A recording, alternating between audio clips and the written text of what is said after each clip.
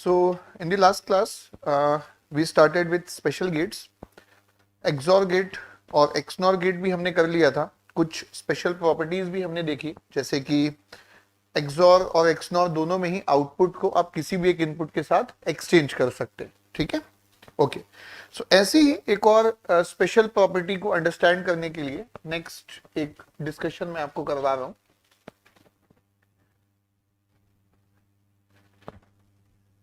Okay, तो ये देखिए, ए एक्सॉर बी का जो एक्सप्रेशन होता है ये होता है A complement B plus A B complement. अब इसी वे में आप मुझे ये बताओ कि अगर मैं बी को बी कॉम्प्लीमेंट से रिप्लेस कर दूं तो इसको आगे थोड़ा सा सॉल्व कीजिए, इसको आगे सॉल्व कीजिए थोड़ा सा.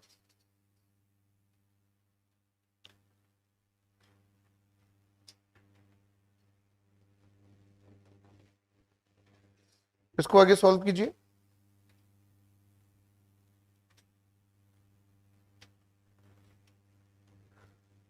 जस्ट बी को रिप्लेस कर दीजिए बी कॉम्प्लीमेंट से. सो देखो, ये होगा A complement, B is replaced with B complement A. ये ऑलरेडी बी कॉम्प्लीमेंट है, अगेन बी को बी कॉम्प्लीमेंट करोगे तो ये कितना हो जाएगा.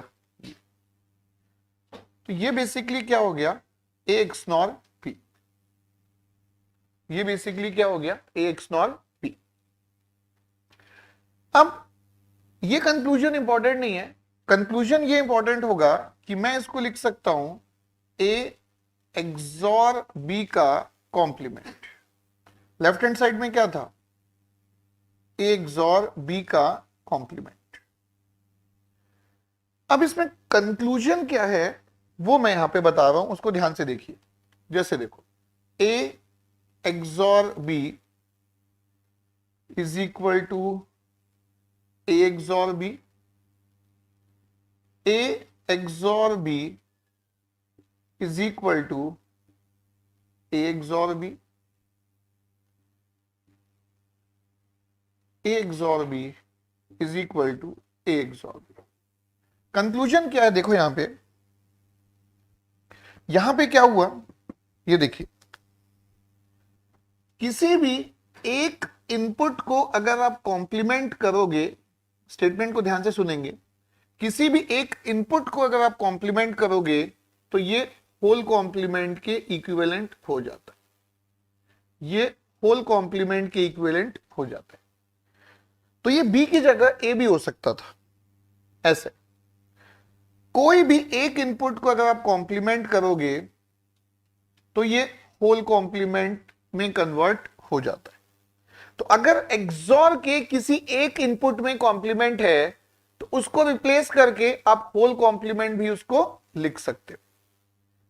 अब ये बताओ, अब मुझे ये बताओ कि अगर दोनों में आपको कॉम्प्लीमेंट दिखेगा तो क्या होगा, क्या लग रहा है आपको. अगर एक में कॉम्प्लीमेंट है तो होल कॉम्प्लीमेंट आ गया, तो दोनों में अलग अलग कॉम्प्लीमेंट है तो ये जो बी के ऊपर कॉम्प्लीमेंट है उसका ये होल कॉम्प्लीमेंट आ गया. सेम टू सेम ये जो ए के ऊपर कॉम्प्लीमेंट है उसका ये एक और होल कॉम्प्लीमेंट आ गया. और ये जो दोनों होल कॉम्प्लीमेंट है वो ऑब्वियसली क्या हो गया, वो कैंसिल आउट हो गया. So ultimately A complement XOR with B complement is nothing but A XOR B. Note कर लीजिए, नोट कर लीजिए, नोट कर लीजिए.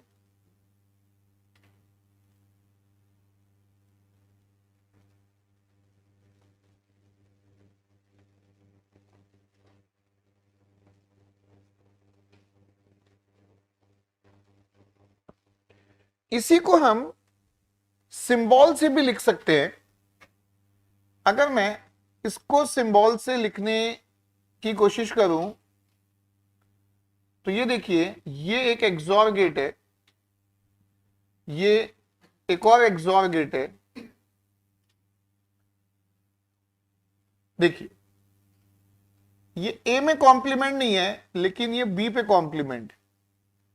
तो ये देखो, इसको सिंबॉलिकली कैसे लिखोगे, एक्सॉर गेट के एक इनपुट में अगर कॉम्प्लीमेंट है, इट इज इक्विवेलेंट टू कि उसके आउटपुट में कॉम्प्लीमेंट आ जाए।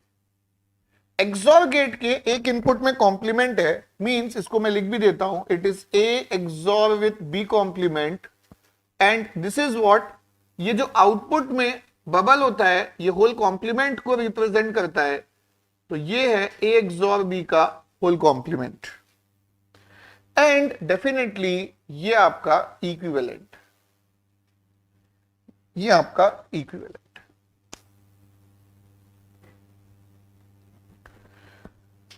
And in the same way इसको अगर मुझे सिंबॉलिकली रिप्रेजेंट करना है तो एक्सॉर गेट के अगर दोनों इनपुट्स कॉम्प्लीमेंटेड है, एक्सॉर गेट के अगर दोनों इनपुट्स कॉम्प्लीमेंटेड है, एक्सॉर गेट के अगर दोनों इनपुट्स कॉम्प्लीमेंटेड है तो ये कैंसल आउट हो जाते, तो ये कैंसल आउट हो जाते लाइक दिस। अगेन ये इक्विवेलेंट,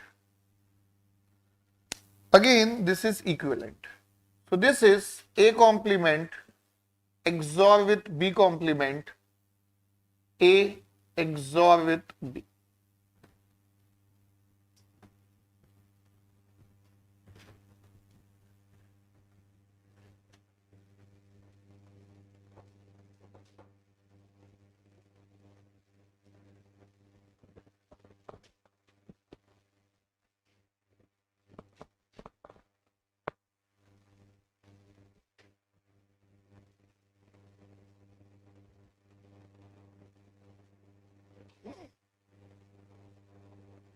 अब मल्टीपल इनपुट्स में हमेशा, कल हमने डिस्कस किया था कि एक्सॉर गेट में कोई भी प्रॉपर्टी मल्टीपल इनपुट्स के लिए भी लग जाएगी, बस आपको उसमें एज्यूम क्या करना है, इनपुट्स को कंबाइन करके आपको उसको दो इनपुट गेट के जैसा ही रिप्रेजेंट कर देना है। जैसे कि अगर मैं आपसे बोलूं कि भाई A complement XOR with B XOR with C, इसमें ये प्रॉपर्टी आप कैसे लगाओगे? तो इसमें भी ये प्रॉपर्टी लगेगी। कैसे लगेगी? उसके लिए आपको क्या करना होगा, ये जो बी एक्सॉर सी है इसको एक सिंगल इनपुट ही मानना पड़ेगा। अब तो यहां पे दो इनपुट है ना, बस अब दो इनपुट है तो प्रॉपर्टी लग जाएगी। दो इनपुट में से एक के ऊपर अगर कॉम्प्लीमेंट है तो ये आपका होल कॉम्प्लीमेंट हो जाएगा, क्योंकि ये तो आपका सिंगल इनपुट है ना। तो स्पेशल गेट्स की स्पेशल प्रॉपर्टी मल्टीपल इनपुट्स के लिए भी लग जाएगी। बस उसके पहले आपको इतना ध्यान रखना है, कुछ इनपुट्स को कंबाइन कर देना है सो दैट फाइनली आपको यहां पे दो ही इनपुट दिखेगा। ठीक है,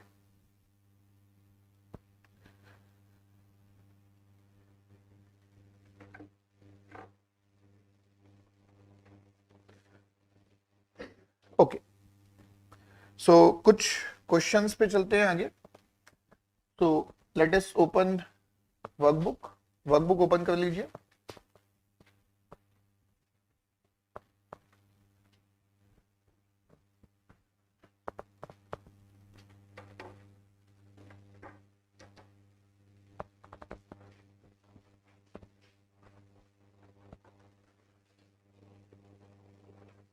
ओके, सो चैप्टर 1 में क्वेश्चन नंबर 5 तक हो चुका था, so we will start with question number 6। Workbook question number 5 तक हो गया था, we will start with question number 6। Question number 6,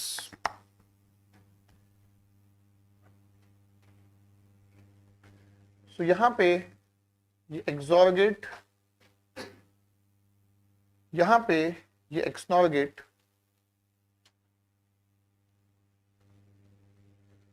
and ये आपका एंड गेट।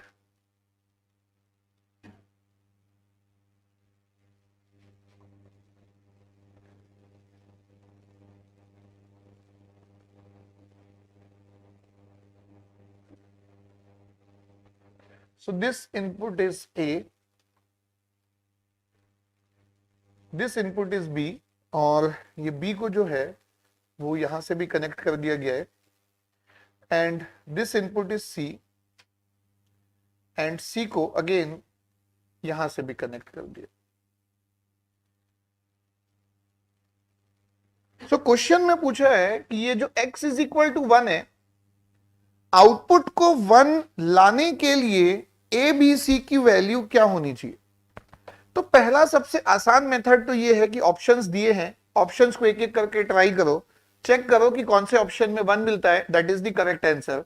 बट उससे अच्छा एक मेथड हो सकता है, उससे अच्छा हमारे पास एक मेथड यहां पे हो सकता है, ठीक है, उससे अच्छा मेथड हो सकता है। देखो कैसे, ये देखिए, सबसे पहले आपको ये दिया है कि आउटपुट ऑफ एंड गेट 1 होना चाहिए।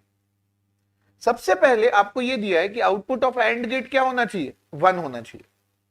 आउटपुट ऑफ एंड गेट 1 तभी होगा जब एंड गेट के सारे इनपुट्स क्या होंगे, 1। एंड गेट का आउटपुट 1 तभी होता है जब उसके सारे इनपुट्स 1 होते हैं।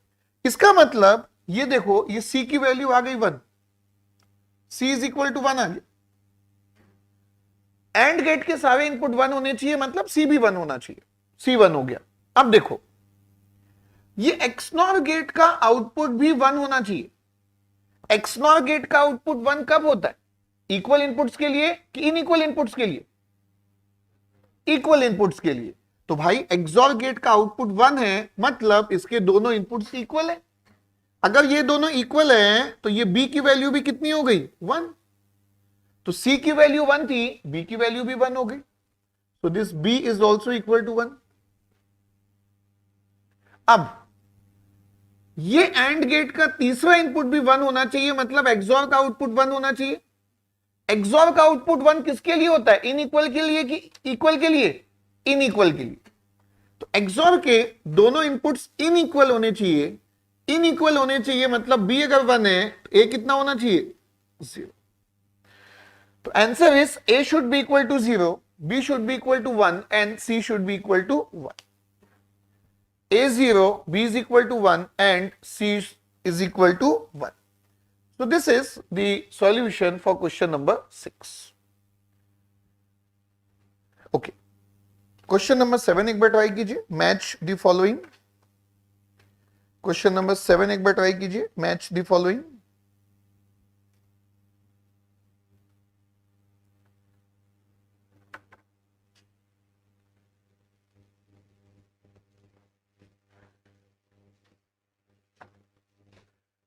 Question number 7.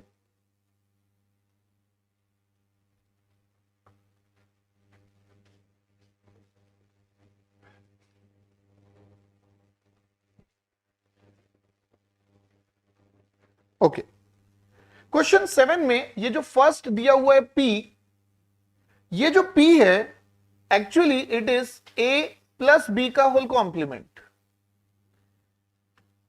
D Morgan's law से हमने देखा था कि ये हो गया था A कॉम्प्लीमेंट B कॉम्प्लीमेंट, जो कि सिंबॉलिकली ऐसा दिखेगा, जो कि सिंबॉलिकली ऐसा दिखेगा।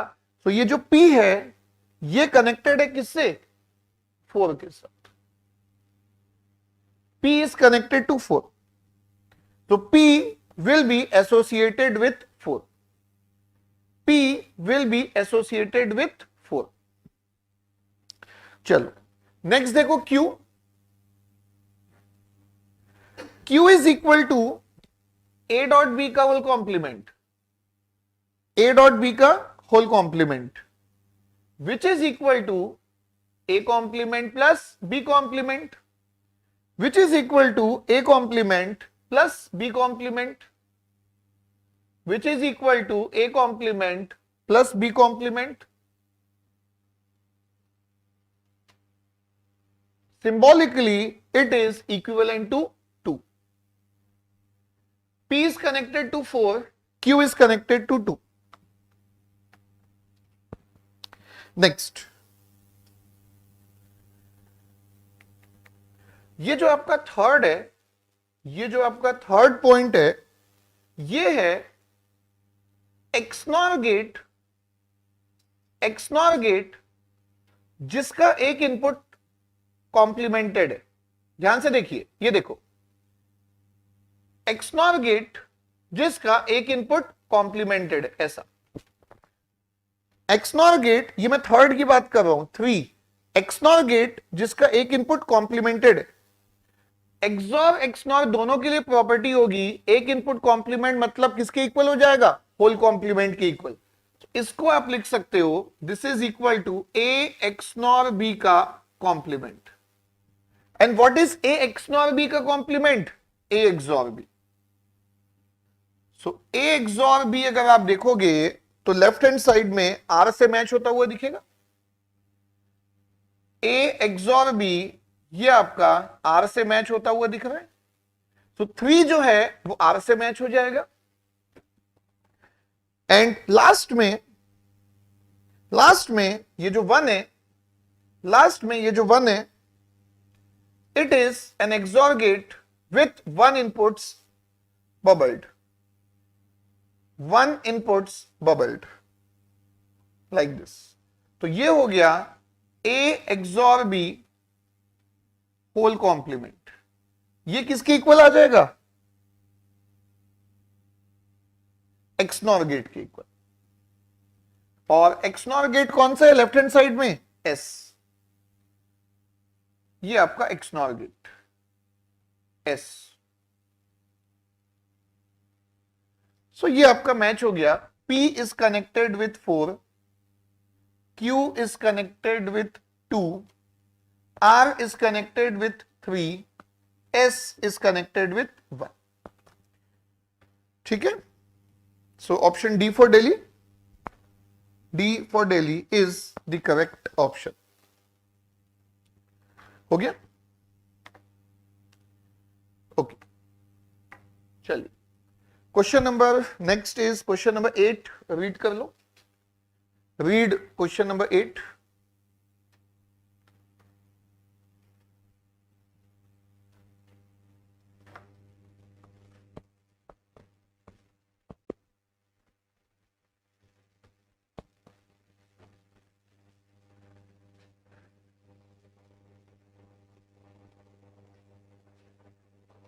क्वेश्चन नंबर 8 में पूछा है कि इनमें से कौन सा एक्सक्लूसिव नॉर नहीं है।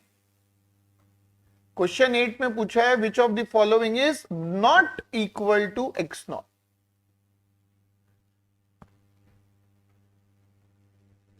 Not equal to x nor, exclusive NOR means XNOR. तो अगर अपन फर्स्ट देखेंगे तो ये हो गया X Y plus X complement Y complement, ये तो एक्स एक्स नॉर वाई हो ही गया, ये तो डेफिनेशन ही है एक्स नॉर की, ये तो डेफिनेशन ही है एक्स नॉर की। एक्स नॉर की डेफिनेशन ही है। ओके, तो ये इक्वल हो गया, ठीक है। अपन को इक्वल नहीं चाहिए, अपन को नॉट इक्वल चाहिए। Second, X XOR with Y का कॉम्प्लीमेंट, स्पेशल प्रॉपर्टी एक्सॉर में, स्पेशल प्रॉपर्टी एक्सॉर में individual complement is equivalent to whole complement and which is nothing but equal to x NOR Y. Again again ये equal आ गया जो आपको नहीं चाहिए। See again X complement XOR with Y, again ये whole complement के इक्वल हो जाएगा, अगेन ये इक्वल टू एक्स नॉर हो गया, ये भी हमको नहीं चाहिए। डी में X complement XOR with Y complement is equal to X XOR Y का double complement which is X XOR Y, ये आ गया नॉट इक्वल। और यही हमको चाहिए, मतलब D for Delhi is the correct option. D for Delhi is the correct option, yes correct. ठीक है, जिसका नोट हो गया है क्वेश्चन नंबर 9 स्टार्ट कर सकते हो। जिसका नोट हो गया है क्वेश्चन नंबर 9 स्टार्ट कर लो। कोई भी डाउट हो यहां तक तो बिल्कुल पूछ सकते हो।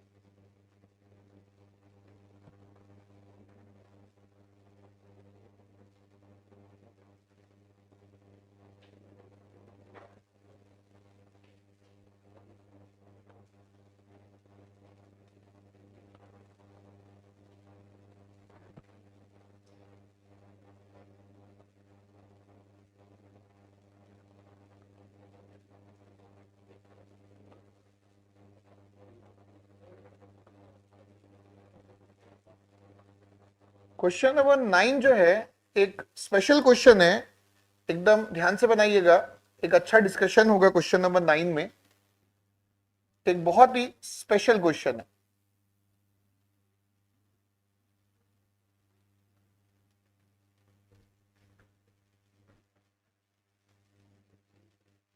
मेरे ख्याल से तो आंसर की में क्वेश्चन भी शायद इसका रॉन्ग होगा, तो इसलिए वो सब मत देखिएगा, बताइएगा, डिस्कस करेंगे। So don't go with option that is given at the answer key, I think it is wrong.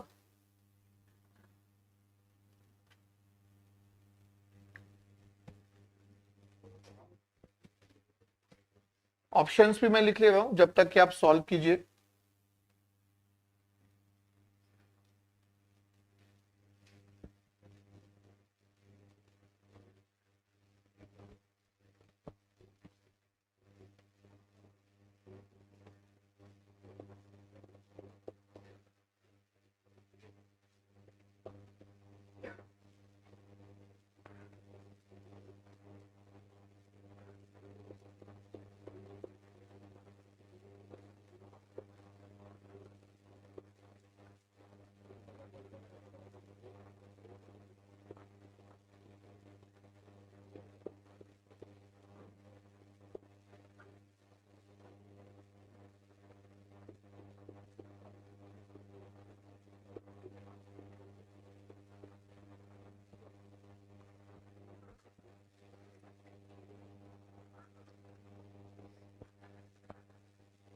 Okay चलिए देखिए, अगेन क्वेश्चन में वही पूछा है कि भाई f इज इक्वल टू 1 होगा, f इज इक्वल टू 1 के लिए एबीसी इनपुट क्या होने चाहिए।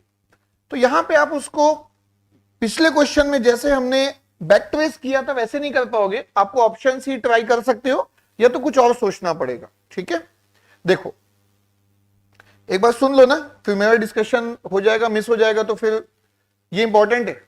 आपस में डिस्कशन बाद में भी कर सकते हो, आपस में डिस्कशन बाद में भी कर सकते हो, स्पेशल क्वेश्चन है, नॉर्मल क्वेश्चन में जो करना है करो, सुन लो पहले। ठीक है, सो यहां पे इस गेट का जो आउटपुट है ए XOR बी है, इस गेट का जो आउटपुट है ए XOR बी है, इस गेट का जो आउटपुट है ए XOR बी का कॉम्प्लीमेंट भी लिख सकते हो या तो ए XNOR बी भी लिख सकते हो, और ये आपका सी है। ठीक है, इसमें तो कुछ भी नई बात नहीं थी, बहुत ही सिंपल है। अब अगर मैं एफ की बात करूं तो एफ का एक्सप्रेशन क्या आ रहा है, ध्यान से देखो यहां पे, F XNOR A XOR B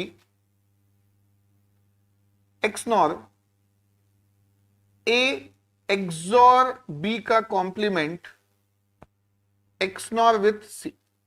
check करो, सही है? ठीक है, अभी पूरे पे मत जाओ, अभी सिर्फ इतना देखो, सिर्फ इतने को सॉल्व करो। ये देखो, ये XNOR विथ ये, इस XNOR को सॉल्व करो और कुछ भी नहीं। ये देखो, ये दोनों इनपुट्स इक्वल है कि इनइक्वल? इनइक्वल, ऑब्वियसली ना, एक दूसरे का कॉम्प्लीमेंट इनइक्वल है। ये XNOR कौन सा डिटेक्टर है, इक्वालिटी की इनइक्वालिटी? इक्वालिटी। तो भाई इक्वालिटी डिटेक्टर है तो इनइक्वल को डिटेक्ट नहीं करेगा। इट मींस नहीं करेगा, means 0 XNOR with C, 0 XNOR with C. XOR 1 के साथ कॉम्प्लीमेंट करता है, XNOR किसके साथ कॉम्प्लीमेंट करता है? 0 के साथ। तो ये हो जाएगा F is equal to C complement. अब आपको F की वैल्यू क्या बोला है, क्या आनी चाहिए F की वैल्यू? 1। तो 1 is equal to C complement. 1 equal to C complement का मतलब है C कितना आ गया? C इज इक्वल टू 0 होने से F इज इक्वल टू 1 हो जाएगा। C इज इक्वल टू 0 होने से F इज इक्वल टू 1 हो जाएगा। C इज इक्वल टू 0 किस किस में है? A, B एंड C, तीनों के तीनों correct answer. D is not correct. थोड़ा सा भी डाउट हो रहा है कि सर ऐसे कैसे हो गया, तो एक काम करो, इस पूरे क्वेश्चन को एक एक करके ऑप्शन से ट्राई करो। ये 3 कॉम्बिनेशन पुट करो और चेक करो आपको definitely F is equal to 1 मिलेगा। बी को भी पुट करोगे तो भी मिलेगा, सी को भी पुट करोगे तो भी मिलेगा, डी को पुट करोगे तो नहीं मिलेगा। So in any case A B and C. आज के डेट में देखोगे तो ये नॉर्मल चीज है, क्योंकि गेट में एमएसक्यू आता है। एमएसक्यू मतलब एक से ज्यादा आंसर हो सकते हैं, बट ये अगर आप क्वेश्चन देखोगे तो 2010 का है, तब एमएसक्यू नहीं होता था, और इसमें कहीं भी टाइपिंग या प्रिंटिंग मिस्टेक भी नहीं है। गेट एग्जाम में ऐसे ही आया था, इनकरेक्ट क्वेश्चन आया था। गेट एग्जाम में ये इनकरेक्ट क्वेश्चन आया था। सो गेट एग्जाम का ही क्वेश्चन है, no typing mistake, no printing mistake. उस समय एमएसक्यू भी नहीं होता था। Correct option is A B and C, all the three options are the correct option. ठीक है, नोट कर लो, और इनकेस कोई डाउट तो पूछ लो।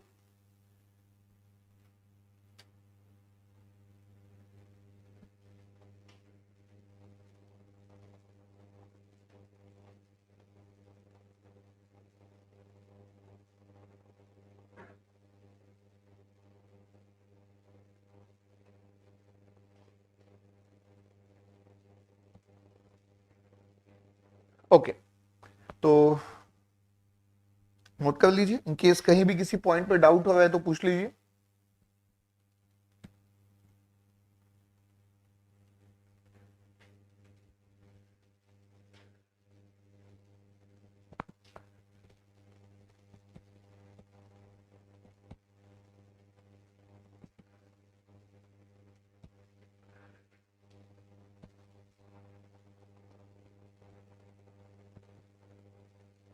आउटपुट 1 क्यों नहीं आएगा डियर, ये देख लो, यहां पे चेक कर लो, आ जाएगा। तो मैं काम कर रहा हूं, ऑप्शन ए को जैसे मैं पुट करके भी आपको दिखा देता हूं, आप बी और सी को अपने आप पुट कीजिएगा, इन केस किसी को लग रहा है कि आउटपुट 1 तो नहीं आएगा। ठीक है, चलिए, ये नोट हो गया ना। ठीक है, अब एक बार ऑप्शंस को कैसे चेक करना है वो भी देख लीजिए। एक बार ऑप्शंस को कैसे चेक करना है वो भी देख लीजिए। तो मैं जस्ट ऑप्शन ए को, या चलो मैं बी को चेक कर लेता हूं, आप बाकी किसी को भी चाहें तो चेक कर लीजिए। ठीक है, सो मैं ऑप्शन बी को चेक कर रहा हूं कि सेटिस्फाई कर रहा है कि नहीं, means F is equal to 1 मिलेगा या नहीं मिलेगा। सो देखो, A is equal to 1, B is equal to 0 and C is equal to 0। 1 और 0 एक्सॉर में जाएगा तो ये आउटपुट 1 मिलेगा। ये एक्सनॉर में जाएगा 1 एंड 0, तो आउटपुट विल बी 0, और ये सी तो 0 ही है। तो ये एक्सनॉर गेट है, means f is equal to 1 XNOR with 0, XNOR with 0।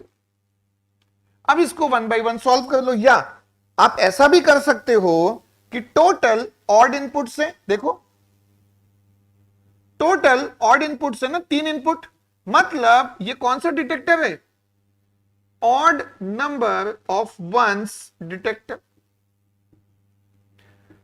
And यहां पे अगर आप ध्यान से देखोगे तो ऑड नंबर ऑफ वंस ही मिलेगा। तो सर्किट भी ऑड नंबर ऑफ वंस को डिटेक्ट करने वाला है, इनपुट में है भी ऑड नंबर ऑफ वंस, तो एफ की वैल्यू कितनी हो जाएगी, 1। तो जैसे ऑप्शन बी को मैंने चेक किया तो मुझे एफ इज इक्वल टू 1 मिला। आप चेक कर सकते हो, ऑप्शन ए में भी एफ इज इक्वल टू 1 मिलेगा, सी में भी एफ इज इक्वल टू 1 मिलेगा, और डी में एफ इज इक्वल टू 0 मिलेगा। ठीक है, चेक कर लीजिए। ओके, ठीक है, जिसका हो गया क्वेश्चन नंबर 10 रीड कर सकते हैं आप लोग। You can try question number 10।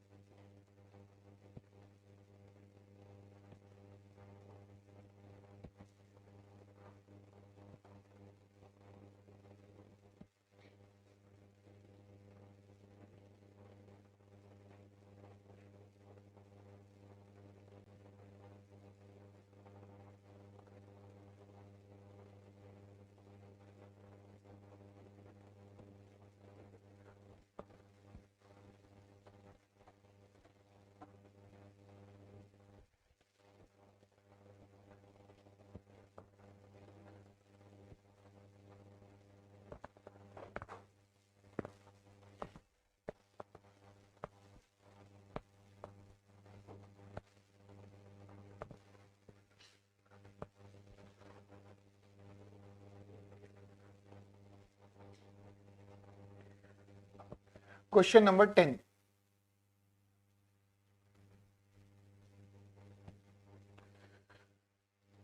देखो, जो जो चीजें आसानी से समझ में आते जा रही है उसको पहले नोट डाउन कर लो। जैसे सबसे पहला है कि भाई y कितना होगा, तो y होगा a XOR b XOR c XOR d। ठीक है, अब s के बारे में क्या बोल रहा है बताओ, s के बारे में क्या बोल रहा है, किसका सम है, s किसका सम है, a b c d and y। तो a plus b plus c plus d plus y।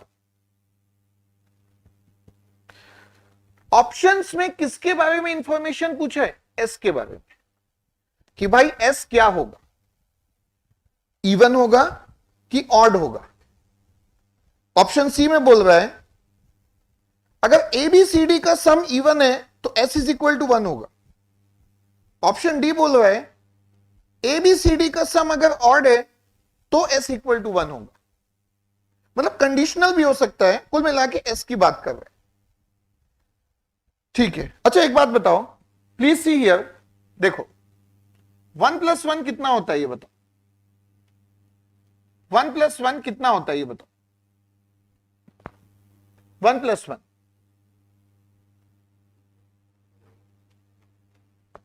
1 plus 1 कितना होता है,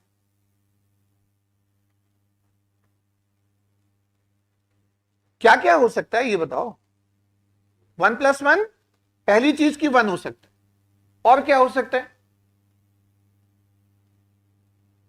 1 प्लस 1 क्या हो सकता है, जो जो इंफॉर्मेशन आज तक बचपन से कुछ पढ़े हो, आज अगर डिजिटल में पढ़ रहे हो, कुछ पहले से आता है, बताओ 1 प्लस 1 और क्या हो सकता है, 2 हो सकता है। ठीक है, और कुछ हो सकता है, एक और पॉसिबिलिटी होती है sum is equal to 0, carry is equal to. इन तीनों में डिफरेंस क्या क्या है, ये होता है बुलियन। बुलियन मींस क्या, बुलियन मींस कि भाई अगर मैं और गेट में इनपुट 1 और 1 दे दूं तो आउटपुट तो आपका 2 नहीं आ सकता ना, आउटपुट तो ऑब्वियसली नहीं आ सकता क्योंकि गेट का आउटपुट या तो 1 होगा या तो 0 होगा। तो इसको बोलते हैं बुलियन अलजेब्रा। ये 1 प्लस 1 2 ये नंबर सिस्टम होता है, ये सिंपली अगर मैं बात बोलूं तो डेसिमल नंबर सिस्टम होता है। ठीक है, डेसिमल नंबर सिस्टम। ये 1 0 क्या होता है, ये भी नंबर सिस्टम है, लेकिन ये कौन सा नंबर सिस्टम है, बाइनरी। कैसे वाला बाइनरी, जैसे मैंने आपको सिखाया था ना, ये देखो 0 0 0 1 0 1 0 0 1 1 1 0 0 1 0 1 1 1 0 1 1 1, ये क्या है 0 1 2 3 4 5 6 7। तो ये आपका डेसिमल है, तो ये क्या है आपका बाइनरी। तो अगर ये आपका 3 बिट का है, ऐसे ही आपका 2 बिट भी हो सकता है। 2 बिट में क्या होगा 0 0 0 1 1 0 1 1, तो ये क्या होगा डेसिमल में 0 1 2 3। तो ये डेसिमल और ये बाइनरी। तो बाइनरी में 0 1 ही होता है, 2 नहीं होता है। ठीक है, तो भाई जब 1 प्लस 1 करते हो, जब मैं एडर पढ़ाऊंगा आपको कॉम्बिनेशनल सर्किट में, तो 1 plus 1 sum is equal to 0 होता है, कैरी इज इक्वल टू 1। क्योंकि देखो डेसिमल में 1 प्लस 1 2 हो गया ना, अब ये जो 2 है इसी का जो बाइनरी कन्वर्जन होता है वो 1 0 होता है। डेसिमल 2 का बाइनरी इक्विवेलेंट कितना होता है 1 0। इसी को हम लोग बोलते हैं कि भाई सम इज इक्वल टू 0 और ये कैरी जनरेट होता है विच इज इक्वल टू 1। मैं बस ये पूछना चाहता हूं, यहां पे ये जो सम एस की बात कर रहा है, क्या आप मुझे बता सकते हो कि ये सम एस वो डेसिमल सम की बात कर रहा है, कि बुलियन सम की बात कर रहा है, कि बाइनरी सम की बात कर रहा है? यह सबसे पहले इंपॉर्टेंट है, क्योंकि अगर यही नहीं समझ में आया तो क्वेश्चन तो सॉल्व होना एकदम दूर की बात है। क्वेश्चंस में ऑप्शंस को पढ़ो, क्वेश्चन को भूल जाओ, ऑप्शंस को पढ़ो, क्योंकि क्वेश्चन में तो सम भी है, वो समझ में नहीं आएगा। ऑप्शन में देखो कि एस क्या क्या हो सकता है, उसके अकॉर्डिंग हम जज करेंगे कि भाई डेसिमल है कि बाइनरी है कि बुलियन है। चेक करो,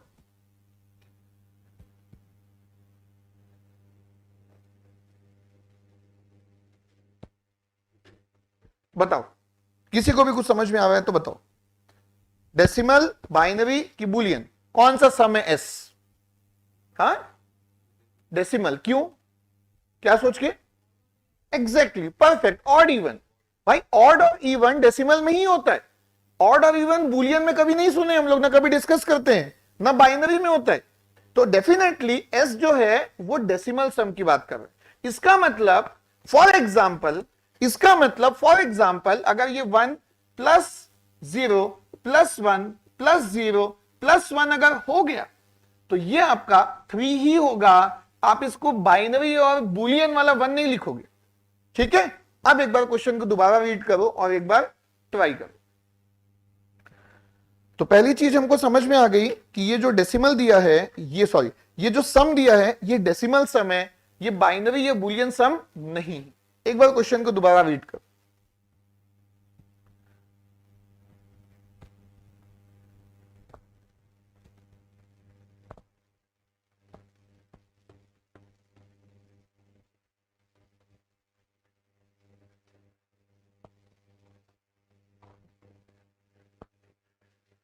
ओके, चलो अब मैंने काम कर रहा हूं, क्वेश्चन को ना सॉल्व भी नहीं कर रहा हूं, मैं आपको बता रहा हूं कि इस क्वेश्चन को कन्वेंशनल वे क्या है सॉल्व करने का। हम लोग यहां पे कंप्लीट कन्वेंशनल नहीं करेंगे क्योंकि बहुत ज्यादा टाइम टेकिंग होगा, बट जस्ट पता होना चाहिए कि what is the conventional way to solve this question. फिर हम कुछ ना कुछ कॉन्सेप्ट से बहुत ही मिनिमम टाइम पे सॉल्व करेंगे। तो देखो, अगर मैं इसको ध्यान से देखूं तो इनपुट एबीसीडी है, तो टोटल कितने इनपुट्स हैं एबीसीडी अगर आप देखोगे तो हाउ मेनी इनपुट्स? 4। अगर आपका 3 बिट का इनपुट होता है तो 8 कॉम्बिनेशन होते हैं, 4 में कितने कॉम्बिनेशन होंगे? 16।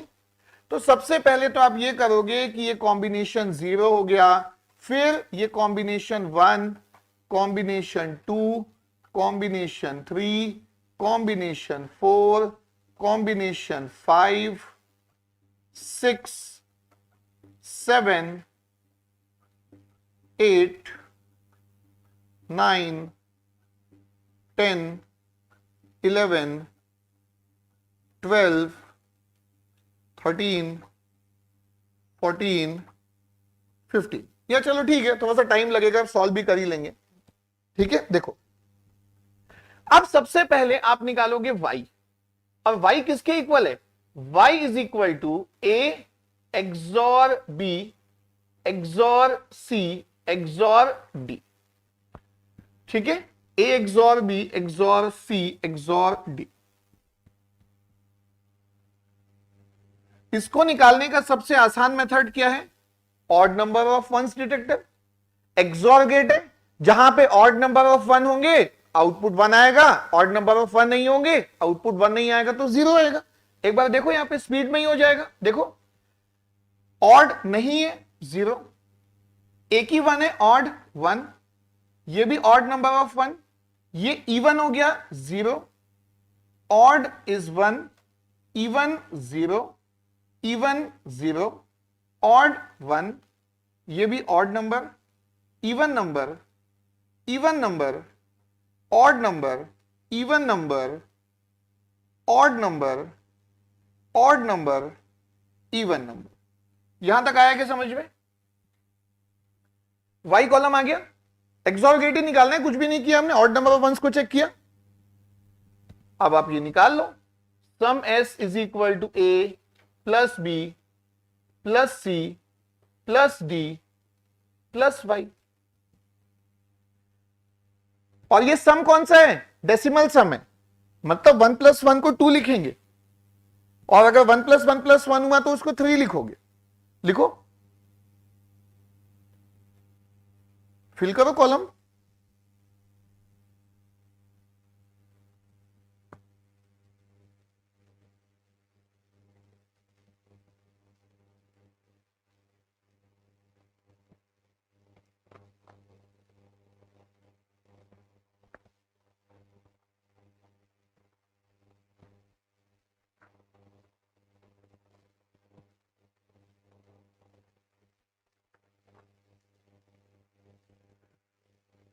सो देखो, पहले का सम आ गया 0, दूसरे का सम आ गया 2, again it is 2 2 2 2 2 4 2 2 again it is 2 4 2 4 this one is 4 and this one is also 4. बता दो आंसर, क्या answer? Option B for Bombay, या तो 0 है या तो इवन है. ये कन्वेंशनल वे. एग्जाम में इतना ज्यादा टाइम नहीं होगा कि पूरा टेबल बना सको, या अगर ये बनेगा तो फिर बाकी कुछ ना कुछ क्वेश्चन छूटेगा. एक alternate way, conceptual way discuss करेंगे. ये नोट हो जाए, पहले नोट कर लो. B for Bombay is the correct answer.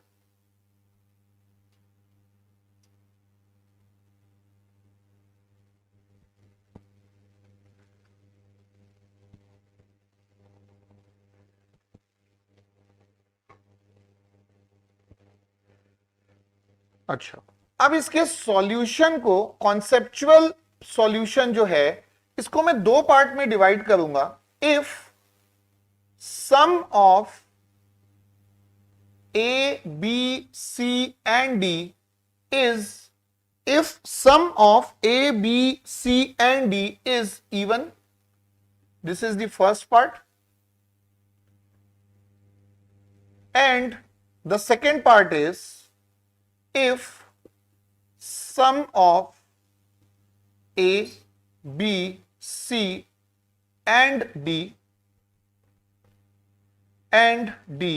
is odd.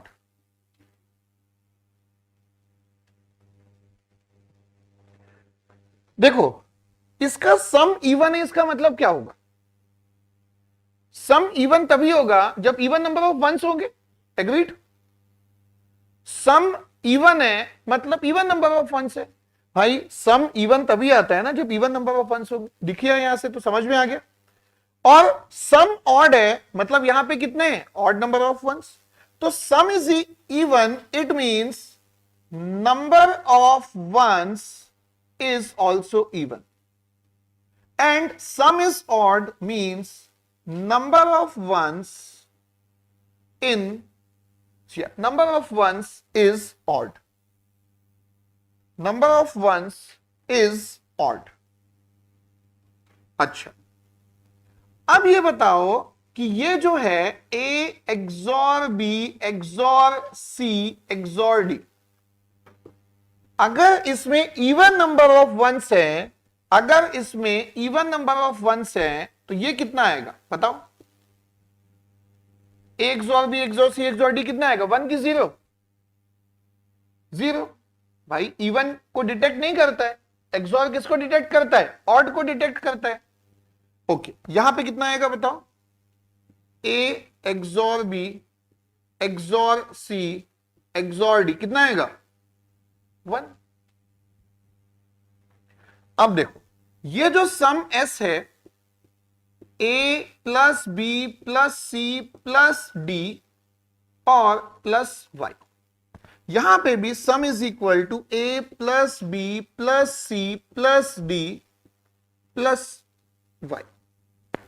यही है ना सम. तो अब देखो, A plus B plus C plus D, sum कितना है? देखो, ये देखो कितना है, ये सम कितना है? इवन. तो ये हुआ इवन. इस केस में y कितना है? 1 की 0? 0. यहां पे सम कितना है? सम कितना है? ऑड. और इस केस में y कितना आया? 1. इवन नंबर प्लस 0 कितना होगा? Even number. Odd number plus 1 कितना होगा? Even number. इसका मतलब सम इज ऑलवेज इवन. सम इसमें भी इवन आएगा, इसमें भी इवन आएगा. तो एबीसीडी का सम अगर इवन हो या ऑड हो, does not matter, sum S will always be even. Note कर लो. अगेन इसमें जो इतने सारे स्टेप्स दिख रहे हैं वो आपको एक्सप्लेन करने के लिए, डिस्कस करने के लिए है. एग्जाम में काफी कुछ उसमें माइंड कैलकुलेशन ही होगा and you will get the answer in less number of time.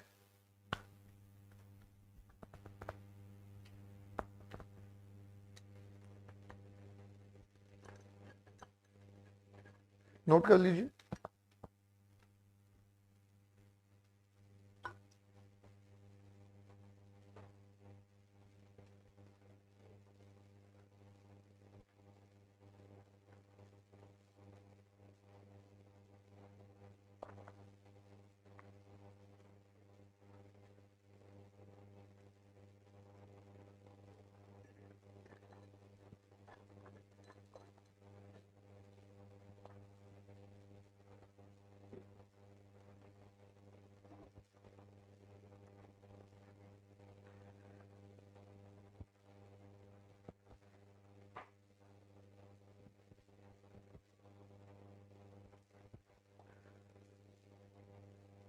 ठीक है, क्वेश्चन 11 रीड कर लो इसके बाद।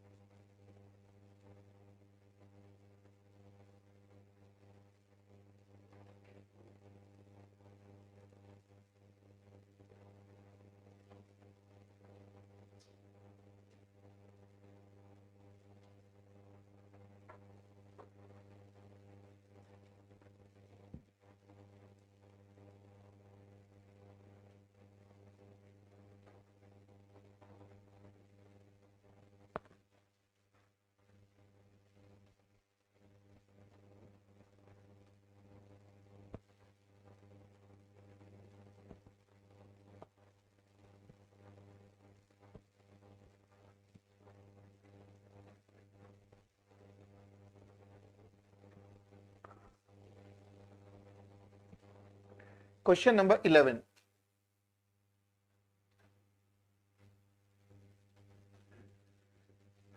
फर्स्ट गेट का आउटपुट अगर आप देखोगे तो 1 एक्सॉर एक्स आएगा और एक्सॉर 1 के साथ कॉम्प्लीमेंट करता है, तो फर्स्ट गेट का output X complement. Second gate का आउटपुट अगर आप चेक करोगे तो एक्स कॉम्प्लीमेंट एक्सॉर किसके साथ है, अगेन एक्स के साथ है, inequal input XOR output will give you 1।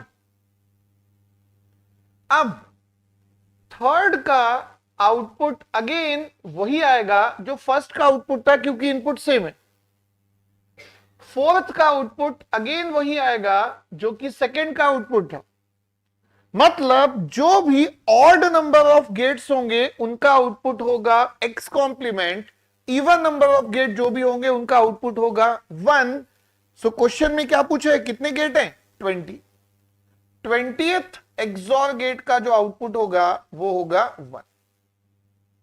जितने भी इवन नंबर है, second gate, fourth, sixth, 8, 10th, 12th, 14, 20th, सभी गेट का आउटपुट होगा 1।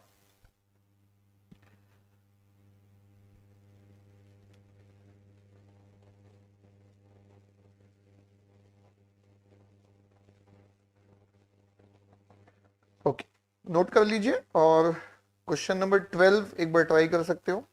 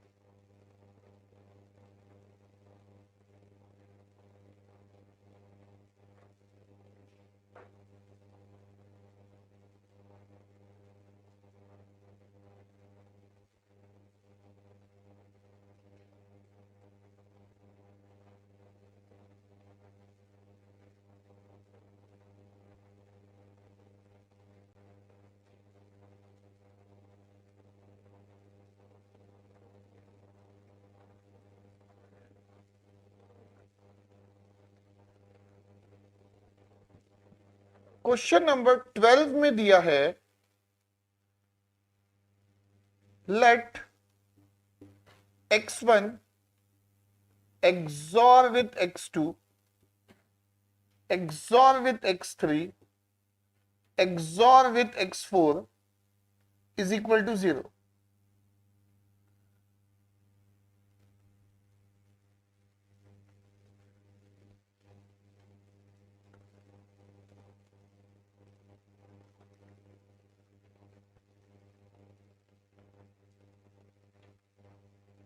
Options A B C D में से कौन सा वैलिड होगा या ट्रू होगा फॉर दिस गिवन इंफॉर्मेशन? इस इंफॉर्मेशन से which option will always be true?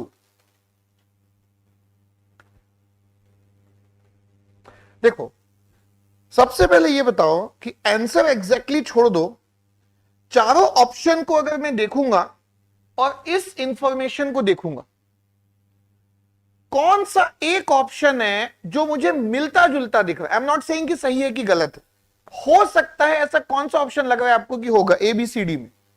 सी हो सकता है, एक्सॉर तो है कम से कम, है ना, कुछ सिमिलैरिटी तो है, उसी को पहले चेक कर लेते हैं, ठीक है? सो देखो, ऑप्शन सी के अकॉर्डिंग आप अगर ध्यान से देखोगे तो x1 एक्सॉर विथ x3 दोनों का complement is equal to x2 complement XOR with x4। हम ये नहीं बोल रहे हैं कि देखते साथ हमने सी को कर दिया, बट लग रहा है कि सी होगा, तो सी को चेक कर लेते हैं, सबसे आसान, अगर हो गया तो बेस्ट, नहीं तो फिर और देखेंगे क्या कर सकते। अब इसमें पहली चीज, एक्सॉर में अगर दोनों इनपुट कॉम्प्लीमेंट है तो दो होल कॉम्प्लीमेंट आ जाएंगे जो कि कैंसिल आउट हो जाएंगे। तो इसका नेक्स्ट स्टेप होगा x1 XOR with x3 is equal to x2 XOR with x4। ये दोनों इक्वल आ गए, इक्वल आ गए ना दोनों, ठीक है। अब ये पहला है x1 एक्सॉर x3, ठीक है, ये फर्स्ट है, और x2 एक्सॉर x4 ये सेकेंड। अब देखो ध्यान से, देखो एकदम सिंपल, एक ही स्टेप में बन गया, ये दोनों इक्वल है, इक्वल इनपुट का एक्सॉर कितना होता है? इक्वल इनपुट का एक्सॉर कितना होता है? 0। ये वही तो है, यही तो दिया हुआ था, option C is correct. Option C से गिवन इंफॉर्मेशन आ जाती। आप उल्टा भी अब सोच सकते हो, क्योंकि अब हमें पता है ना कि आ गया आंसर, अब आप उल्टा भी सोच सकते हो कि भाई ये अगर दिया हुआ है, अब आप ऐसा सोचना चालू कर सकते हो, अच्छा चलो x1 और x3 को मैं एक साथ लिख देता हूं और x2 और x4 को मैं एक साथ लिख लेता हूं, ये गिवन है, देखो कुछ भी चेंज नहीं किया हमने, दैट्स इट, कुछ भी चेंज नहीं किया। अब ये देखेंगे कि भाई ये एक इनपुट है, ये दो इनपुट है, अगर ये दोनों इनपुट का एक्सॉर 0 है तो ये दोनों इनपुट क्या हो जाएंगे? इक्वल, दोनों तरफ से मिलेगा, गिवन इंफॉर्मेशन से भी ऑप्शन सी मिलेगा, ऑप्शन सी से भी गिवन इंफॉर्मेशन मिलेगा, वो दोनों इक्वली मैच हो रहे हैं, ठीक है, नोट कर लो।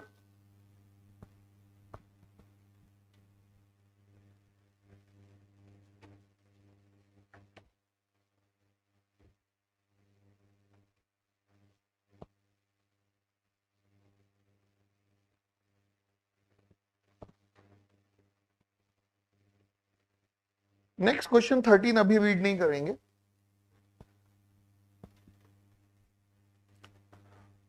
13 अभी नहीं करेंगे।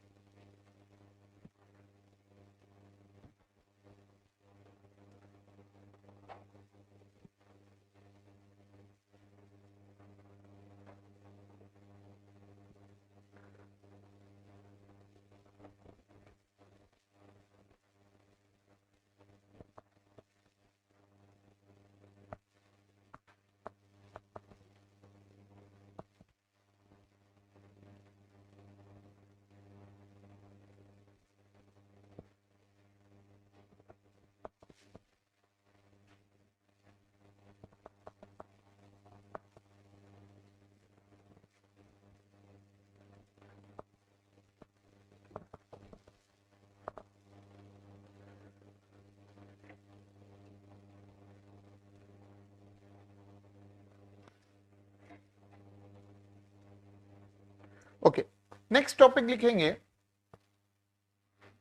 Propagation delay, propagation delay in logic gates. Propagation delay in logic gates. Propagation delay in logic gates. तो देखिए सबसे सिंपलेस्ट एग्जाम्पल में नॉट गेट का अगर मैं एग्जाम्पल लूं, this is a NOT gate, अगर इसका इनपुट ए है तो output is given as complement of A. Assume कि आपको एक इनपुट वेवफॉर्म यहां पे गिवन है, एज्यूम इनपुट वेवफॉर्म यहां पे गिवन है, input waveform A is given to you, ये आपको इनपुट वेवफॉर्म ए गिवन है। सो ये आपका लॉजिक 0 है, this is called as logic 0 and this is called as logic 1। इसको क्या बोलते हैं, जब भी आपका लॉजिक चेंज होता है या तो 0 से 1 जाएगा या तो 1 से 0 जाएगा, जब भी लॉजिक चेंज होता है इसको बोलते हैं ट्रांजिशन। ट्रांजिशन लॉजिक लेवल का ट्रांजिशन, अब वो 0 से 1 भी जा सकता है, 1 से 0 भी जा सकता है, दोनों के लिए कॉमन वर्ड यूज होता है ट्रांजिशन। ठीक है, अब देखो ये जो ट्रांजिशन का जो टाइम है, अगर जस्ट मैं इसको ऐसे हाईलाइट कर दूं थोड़ा सा, ये जो ट्रांजिशन का टाइम है जस्ट अगर मैं इसको हाईलाइट कर दूं तो भाई नॉट गेट है, कॉम्प्लीमेंट है, 0 का कॉम्प्लीमेंट 1 होता है, 1 का कॉम्प्लीमेंट 0 होता है, 0 का कॉम्प्लीमेंट 1 होता है और 1 का कॉम्प्लीमेंट 0 होता है। ये 0 इसका कॉम्प्लीमेंट 1, ये 1 इसका कॉम्प्लीमेंट 0, कॉम्प्लीमेंट तो यही होता है ना। इसका मतलब ये हुआ, आप देखिए इनपुट में जब ट्रांजिशन हुआ आउटपुट में भी एग्जैक्टली ट्रांजिशन सेम टाइम पे हुआ। बेसिकली मैं क्या बोलना चाह रहा हूं, इनपुट में मैंने चेंज किया, ये देखिए इनपुट में मैंने चेंज किया और एग्जैक्टली उसी समय आउटपुट में चेंज हो गया। ये सिर्फ आइडियल सिचुएशन में हो सकता है, प्रैक्टिकली पॉसिबल नहीं। ये एक सर्किट है ना, इसके अंदर एक सर्किट है, ट्रांजिस्टर, रजिस्टर, डायोड्स, कोई भी सर्किट हो सकता है, कोई भी टाइप का सर्किट हो सकता है, अलग अलग टाइप ऑफ सर्किट से लॉजिक गेट बन सकते हैं। सिंपल वर्ड में सर्किट है भाई, इनपुट आउटपुट तक पहुंचेगा कुछ ना कुछ तो टाइम लेगा। ऐसा कभी नहीं हो सकता कि इनपुट में आपने चेंज किया सेम इंस्टेंट पे आउटपुट में चेंज हो गया। ये आइडियली पॉसिबल, जो अभी तक हम लोग कर रहे थे जब कुछ भी गिवन नहीं होता, when no information is given, ideal state. लेकिन अगर मैं प्रैक्टिकली बात करूं तो ध्यान से देखिए, ये ट्रांजिशन 1 से 0 है, लॉजिक हाई से लॉजिक 0, तो ये बेसिकली ए कॉम्प्लीमेंट है। लेकिन व्हाट वी आर सेइंग कि ये कौन सा ए कॉम्प्लीमेंट है, ये आइडियल केस का ए कॉम्प्लीमेंट है, जो कि प्रैक्टिकली नहीं हो सकता। प्रैक्टिकली सर्किट थोड़ा सा तो टाइम लेगा। अब ऐसा ही ट्रांजिशन मिलेगा प्रैक्टिकल सर्किट में, लेकिन ट्रांजिशन कुछ देर के बाद होगा। ये प्रैक्टिकल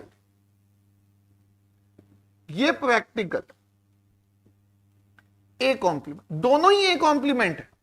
जैसे ही इनपुट में चेंज किए वैसे ही आउटपुट में चेंज हो गया, that is possible only in the ideal case, but practically वो कुछ टाइम लेगा। तो ये देखिए, ये जो आपका ट्रांजिशन है ये आपका शिफ्ट हो गया, ये आपका ट्रांजिशन,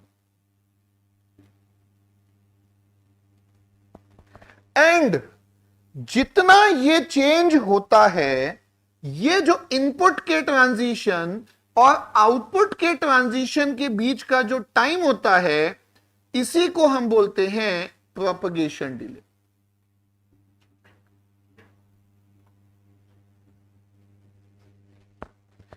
भाई इनपुट में चेंज किए हो तो आउटपुट में तो चेंज होगा, लेकिन एकदम same exactly same instant same moment पे नहीं हो सकता, थोड़ा टाइम लेगा, क्योंकि उसके अंदर एक इलेक्ट्रॉनिक सर्किट है, और जितना टाइम वो इलेक्ट्रॉनिक सर्किट इनपुट के ट्रांजिशन को आउटपुट के ट्रांजिशन तक पहुंचाने में लेता है, that is only called as propagation delay.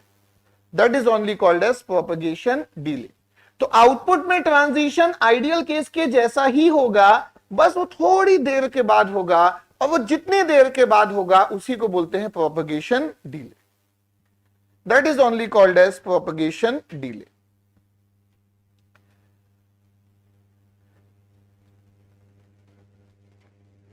तो यहां पे भी this is logic 1 and this is logic 0। तो ट्रांजिशन सेम होगा, हाई से लो, लेकिन कुछ देर के बाद होगा, और जितने देर के बाद होगा उसी को नाम से ही क्लियर है कि डिले बोलते हैं, प्रोपगेशन डिले। सो इनपुट का ट्रांजिशन और आउटपुट के ट्रांजिशन के बीच का जो टाइम होता है, that is only called as propagation delay.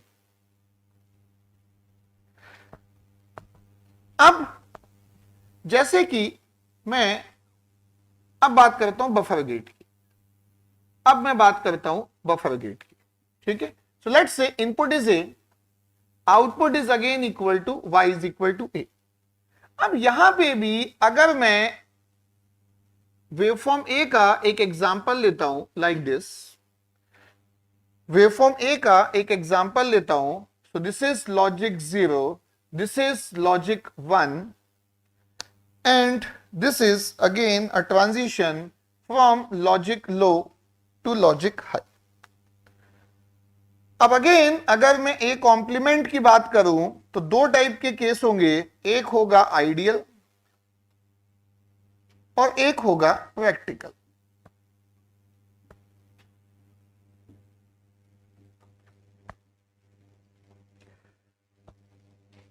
ये जो ट्रांजिशन टाइम है इसको मैं थोड़ा सा एक्सटेंड कर लेता हूं ताकि प्रोपगेशन डिले हमें क्लियरली दिख सके। ये ट्रांजिशन को थोड़ा सा एक्सटेंड कर दिया हमने।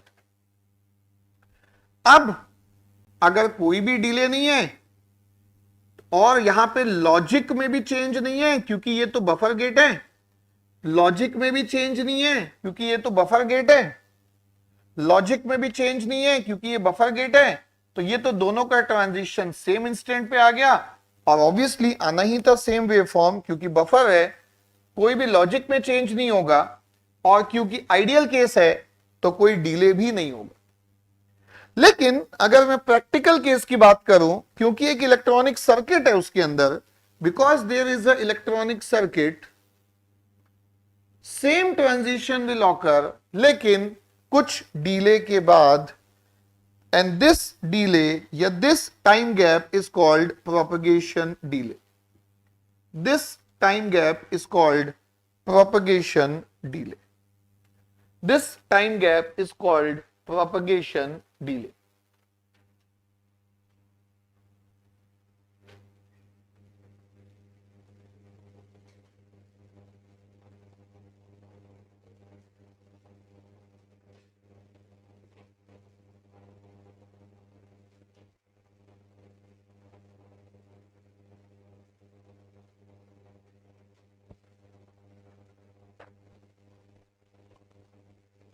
प्रोपगेशन डिले के क्वेश्चन भी बहुत आसान होंगे, बस आप थोड़ा सा डिस्कशन को फॉलो कीजिए, और जैसे हम डिस्कस कर रहे हैं आप वैसा ही सोचिए, उसके अलावा कुछ भी नया सोचने की नीड नहीं है। अननेसेसरी काफी स्टूडेंट्स ये टॉपिक में बहुत ज्यादा कंफ्यूज होते हैं, हम बहुत ही ज्यादा सिंप्लीफाई करेंगे चीजों को, आप देखिएगा मिस्टेक होने के चांस ही नहीं है, no chance of silly mistake, unnecessary confusion होगा ही नहीं, ठीक है, there will be no unnecessary confusion at all. तो एक क्वेश्चन पे चलेंगे, तो क्वेश्चन आप रीड कीजिए पहले, क्वेश्चन नंबर 17, 17, क्वेश्चन को रीड कीजिए, 17, क्वेश्चन नंबर 17।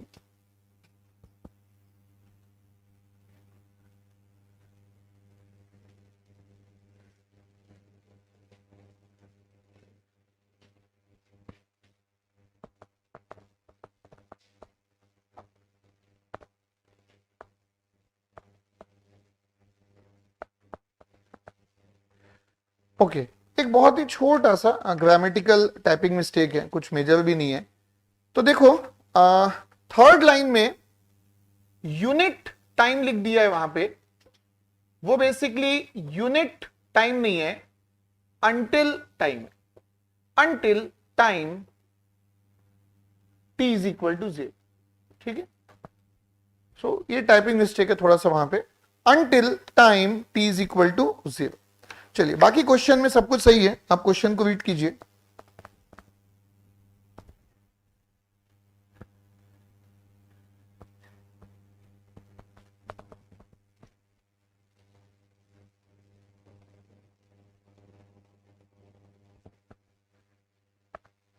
तो पहले गिवन इंफॉर्मेशन को देखो, इन क्वेश्चंस को कैसे सॉल्व करना है मैं जैसे बता रहा हूं वैसे ही कीजिए। इम्पॉसिबल है कि आगे कभी भी किसी भी क्वेश्चन में कोई भी कंफ्यूजन आपको हो, इट इज इम्पॉसिबल।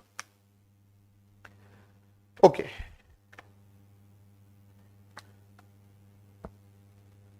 सो देखो यहां पे, अच्छा सर्किट में, चलो इसको मैं बना भी लेता हूं एक बार।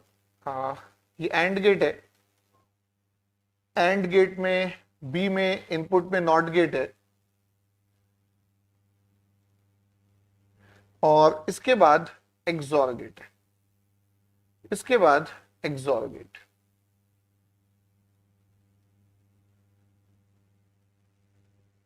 सो this is A, this is B and this is C. सो देखो क्वेश्चन में दिया है हर एक लॉजिक गेट का जो प्रोपेगेशन डिले है वो 20 नैनोसेकेंड है। All gates delta T is equal to 20 nanosecond, ठीक है। अच्छा और क्या गिवन है, क्वेश्चन में दिया है कि भाई ए और सी पहले 0 था, टी इक्वल टू 0 पे क्या होगा, टी इक्वल टू 0 के बाद क्या दिया है, इनपुट्स फ्लिप होंगे। फ्लिप होंगे मींस जो पहले 0 थे अब वो 1 हो जाएंगे, जो पहले 1 थे अब वो 0 हो जाएंगे।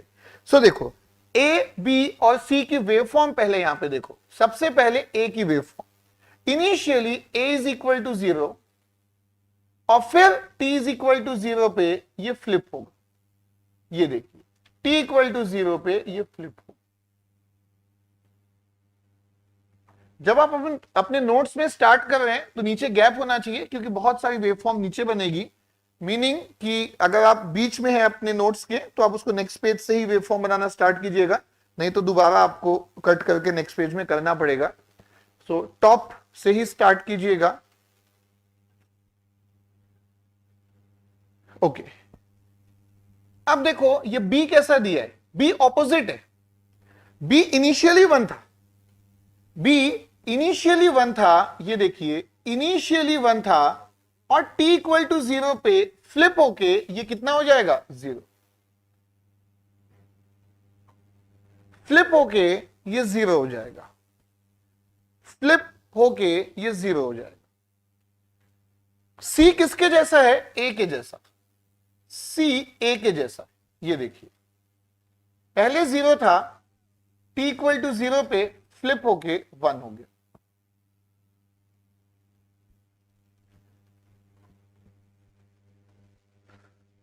ठीक है अब सर्किट में आओ एक बार, ये देखो लेफ्ट हैंड साइड से स्टार्ट करो।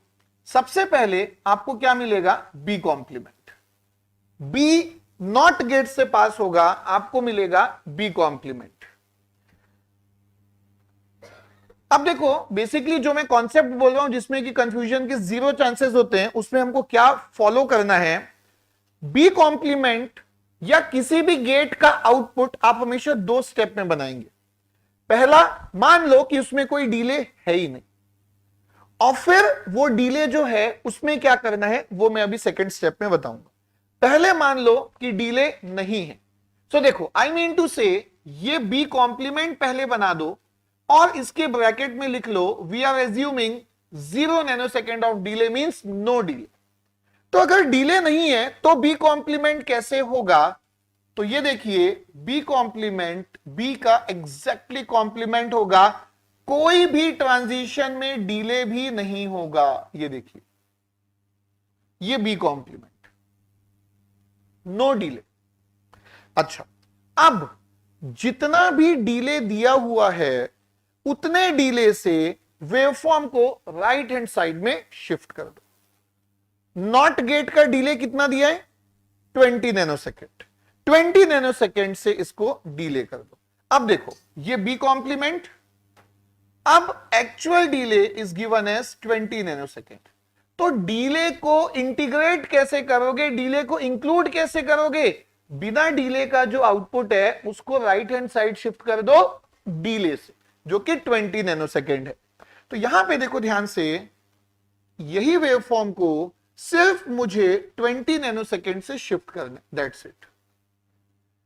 सो इस टाइम को भी हम मार्क कर लेते हैं 20 नैनोसेकेंड। ये देखिए, ये जो टाइम है, ये जो टाइम है, ये है 20 नैनोसेकेंड। ये जो टाइम है, ये हो गया 20 नैनोसेकेंड। तो देखो, ये बी कॉम्प्लीमेंट बन गया। अब बताओ, बी कॉम्प्लीमेंट के बाद, नॉट गेट के बाद कौन सा गेट आ रहा है? Left to right, AND gate. So what is the output of AND gate? A dot B complement. AND gate के इनपुट कौन कौन से हैं? चेक करो यहां पे, प्लीज सी। एंड गेट के इनपुट कौन कौन से हैं? ये देखो, ये एंड गेट का इनपुट ए है और ये एंड गेट का input B complement. B complement इसको मत लेना, क्योंकि ये एक्चुअल था ही नहीं ना, ये तो इंटरमीडिएट था बिना डिले वाला। फाइनली बी कॉम्प्लीमेंट तो यही है। सो ए के साथ ये बी कॉम्प्लीमेंट नहीं लेंगे कभी भी, ये मिस्टेक नहीं करनी है, ये बी कॉम्प्लीमेंट। अब देखिए, I want A dot B complement, और मेरा सबसे आसान स्टेप है कि डिले है ही नहीं। पहला स्टेप में डिले है ही नहीं मान लो, तो ये कितना हो गया भाई? 0 nanosecond. A dot B complement AND gate है, एंड गेट का आउटपुट 1 तभी होता है जब उसके सारे इनपुट क्या होते हैं? 1। एक भी इनपुट 0 होगा तो आउटपुट कितना हो जाएगा? 0। सो देखो, ए डॉट बी कॉम्प्लीमेंट बिना डिले की अगर मैं बात करूंगा तो ये देखिए 20 तक के 0 होगा और 20 के बाद दोनों इनपुट 1 हो गए। ये चेक कीजिए, आया क्या समझ में? Please check. ये जैसे आपका जो टाइम है, ये देखिए, ये आपका जो टाइम है, ये टाइम 0 नैनोसेकेंड का है। ये टाइम कितने नैनोसेकेंड का है? 20। ए डॉट बी कॉम्प्लीमेंट आ गया बिना डिले का, लेकिन एंड गेट का डिले कितना है? 20 नैनोसेकेंड। तो अब आप क्या करोगे, ये जो ए डॉट बी कॉम्प्लीमेंट है, अब आप उसमें 20 नैनोसेकेंड का डिले इंक्लूड करोगे। कैसे डिले इंक्लूड करना है? बिना डिले का जो वेव फॉर्म है उसी को राइट हैंड साइड 20 नैनोसेकेंड से क्या कर दोगे? शिफ्ट कर दोगे। सो ये आपका ऑलरेडी 20 पे था, ऑलरेडी 20 पे था, और 20 शिफ्ट करके 20 प्लस 20 कितना हो जाएगा? 40। ये 40 नैनोसेकेंड। एक बार चेक करो, यहां तक चेक करो। और अब एक गेट और बचा है, अब आप खुद से एक बार ट्राई करके देखो। एक्सॉर गेट बचा है, 2 स्टेप में करना। पहला स्टेप बिना डिले, उसके बाद आउटपुट मिलने के बाद डिले से खिसका दो उसको राइट हैंड साइड में, सिंपल।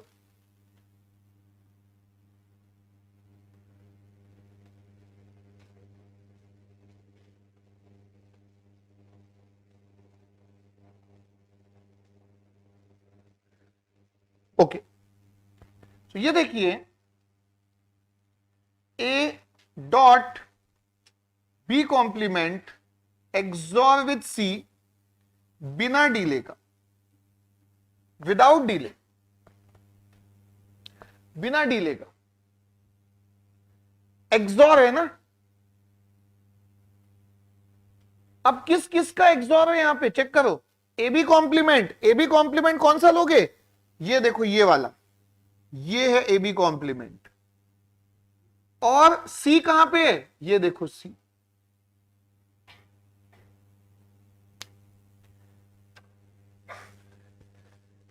ये देखो इनिशियली सी की वैल्यू 0 है और ए बी कॉम्प्लीमेंट की वैल्यू भी कितनी है? 0। ये देखो यहां पे सी की वैल्यू 1 हो गई है, सी की वैल्यू 1 हो गई है और यहां पे ए बी कॉम्प्लीमेंट की वैल्यू कितनी है? 0। वैल्यू लिख रहा हूं बस, मैं कैलकुलेट नहीं कर रहा हूं कुछ भी। सी की वैल्यू आगे भी 1 है लेकिन ए बी कॉम्प्लीमेंट की वैल्यू आगे कितनी हो जाएगी? 1। तो बस ये जो वंस एंड जीरोस लिखा हूं, एक्सॉर कैलकुलेशन करना है आपको, दैट्स इट। सो देखो initially this is also 0, this is also 0, ये दोनों के दोनों 0 है, तो ये एक्सॉर भी कितना हो गया? 0। एक्सॉर का आउटपुट भी कितना हो गया? 0। अब देखो 0 से 40 के बीच में, देखो 0 से 40 के बीच में दिस इज 0, 0 से 40 के बीच में ये 1 है। I am only talking about the time 0 to 40, 0 to 41, 0 से 40 0, 1 एंड 0 का एक्सॉर कितना होता है? 1 होता है। 1 एंड 0 का एक्सॉर 1 होता है। 1 एंड 0 का एक्सॉर 1 होता है। एंड 40 के बाद this is also 1 and this is also 1, दोनों 1 है। 1 और 1 का एक्सॉर आउटपुट कितना होगा? 0। तो जब मैंने एक्सॉर निकाला, तो एक्सॉर जब निकाला तो this is equal to 0, this is equal to 1 and this is again equal to 0। और ये टाइम कौन कौन से टाइम स्टैम्प्स हैं? ये है 0 नैनोसेकेंड, ये है 40 नैनोसेकेंड, 0 नैनोसेकेंड और 40 नैनोसेकेंड। लेकिन एक्सॉर गेट का डिले कितना है? एक्सॉर गेट का डिले कितना है? 20 नैनोसेकेंड। सो अब आपको क्या करना है, जितना भी डिले है राइट हैंड साइड खिसका दो वेवफॉर्म को। ये जो वेवफॉर्म दिख रही है इसी को राइट हैंड साइड में शिफ्ट कर दो। सो राइट हैंड साइड में शिफ्ट करने से ये होगा कि ये 20 से 60 नैनोसेकेंड आएगा। 0 से 40 था ना, 0 से 40 को शिफ्ट करोगे तो ये जो 0 था वो 20 पे आ जाएगा और ये जो 40 था वो 60 पे आ जाएगा।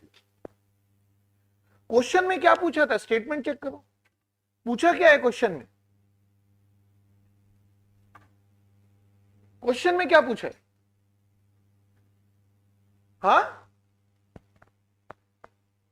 कितने देर तक आउटपुट लॉजिक 1 पे है, यही पूछा ना। कितने ड्यूरेशन तक आउटपुट लॉजिक 1 पे है? सो ये देखो 20 से 40 तक, सॉरी 20 से 60 तक है, ये कितना नैनोसेकंड है? 40। ये आपका आंसर है। 40 नैनोसेकंड तक आउटपुट Z, आई थिंक नाम दिया होगा, Z is equal to 1। 40 nanosecond तक, मतलब वैसे 20 से 60, बट गैप कितना है? ड्यूरेशन 40। 0 से 60, sorry 20 to 60 gap is 40, 20 to 60 gap is 40।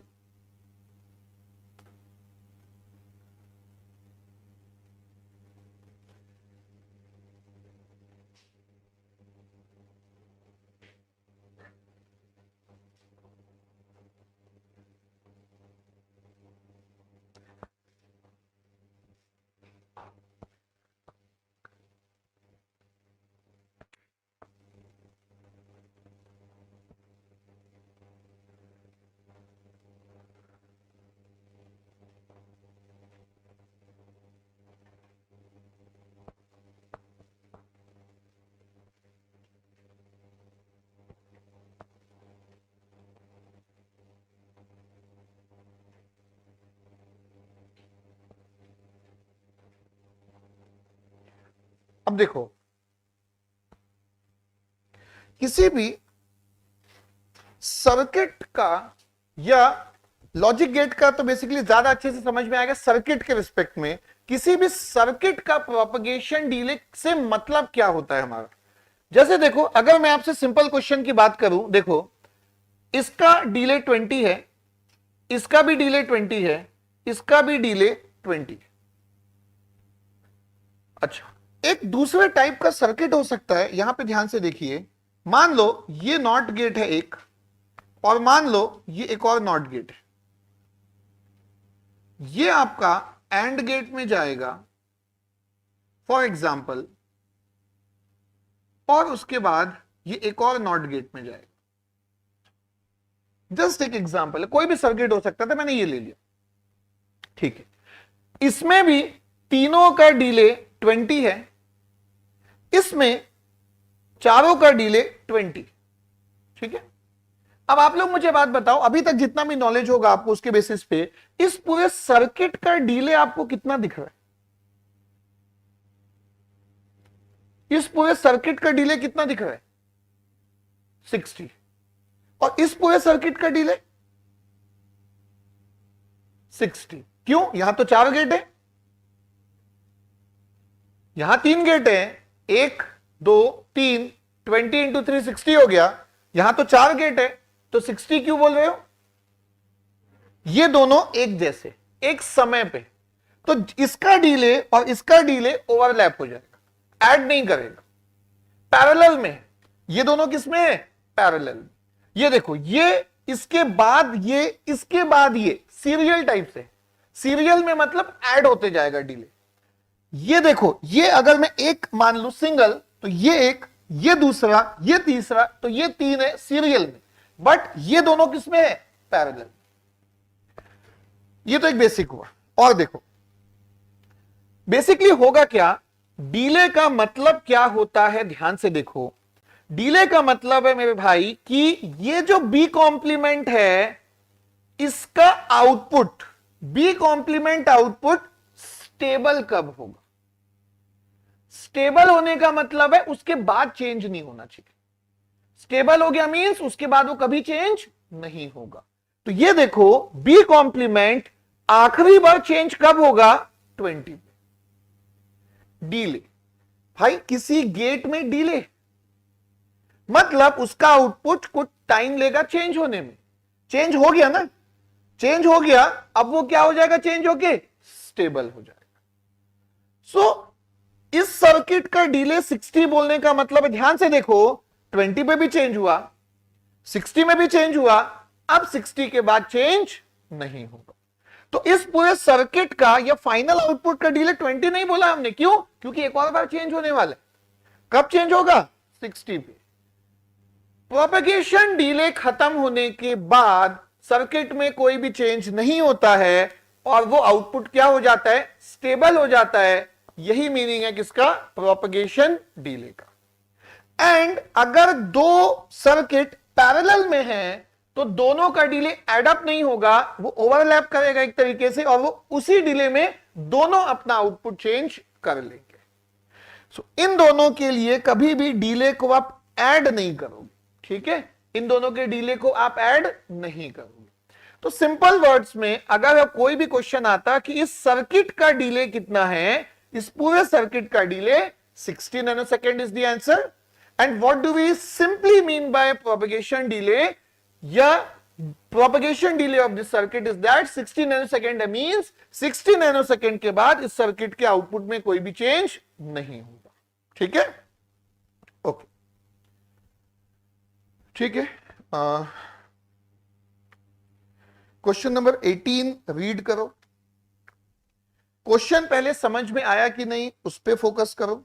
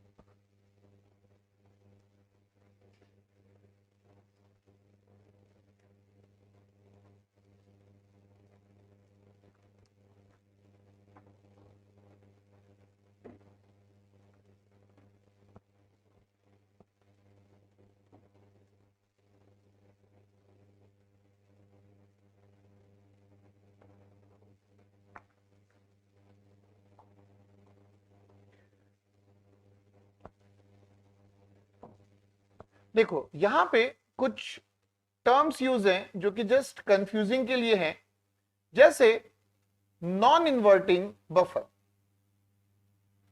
अब आप देखो ये जो बफर गेट होता है, ये जो आपका बफर गेट होता है, अगर इसका इनपुट ए है तो आउटपुट क्या होता है? ए होता है ना। बफर का आउटपुट इन्वर्ट या कॉम्प्लीमेंट होता है क्या? नहीं होता।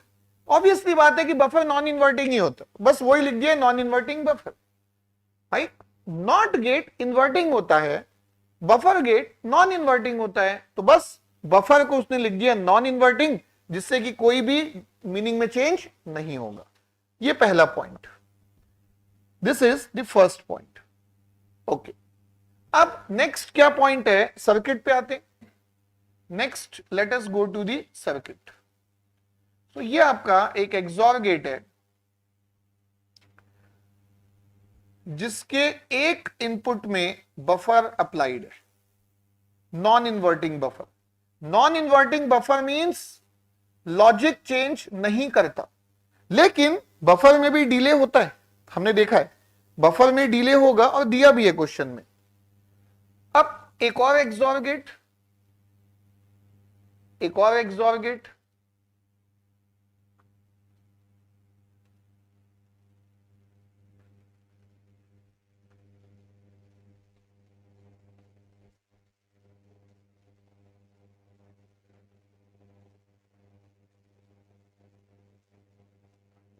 ओके। इसके लिए दिया है कि ये ए है और लास्ट वाले के लिए दिया है कि ये बी है। पहले नॉन इन्वर्टिंग बफर का डिले 2 नैनोसेकेंड है, सेकेंड नॉन इन्वर्टिंग बफर का डिले 4 नैनोसेकेंड। एक्सॉर का डिले कितना दिया है क्वेश्चन में?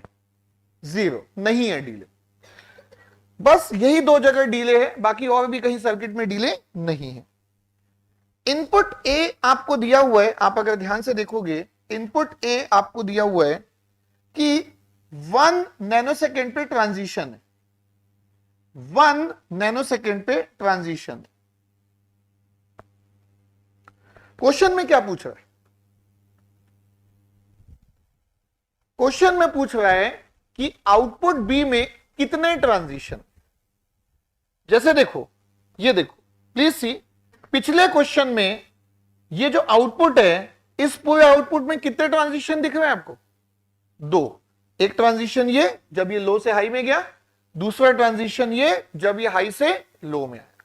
वैसे ही इस क्वेश्चन में पूछ रहा है बी में कितने ट्रांजिशन होंगे, ये बी में कितने ट्रांजिशन होंगे।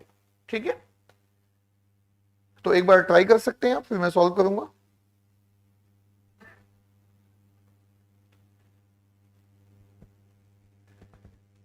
यहां से स्टार्ट करूंगा, यहां से पूरा लास्ट कहां तक आ रहा है, वहीं से स्टार्ट करोगे, यहां से स्टार्ट करोगे, कहां तक आ रहा है बताना। यहां तक, बस इतना ही आ रहा है।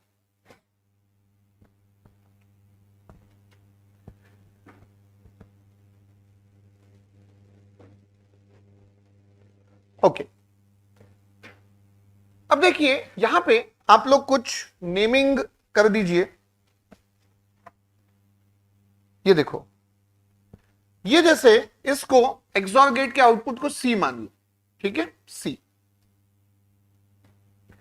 और क्या नेमिंग चाहिए, ये देखो, ये आपका ध्यान से देखिए, दिस इज ए, तो इसको मैं नाम दे देता हूं A1, इसको मैं नाम दे देता हूं A1,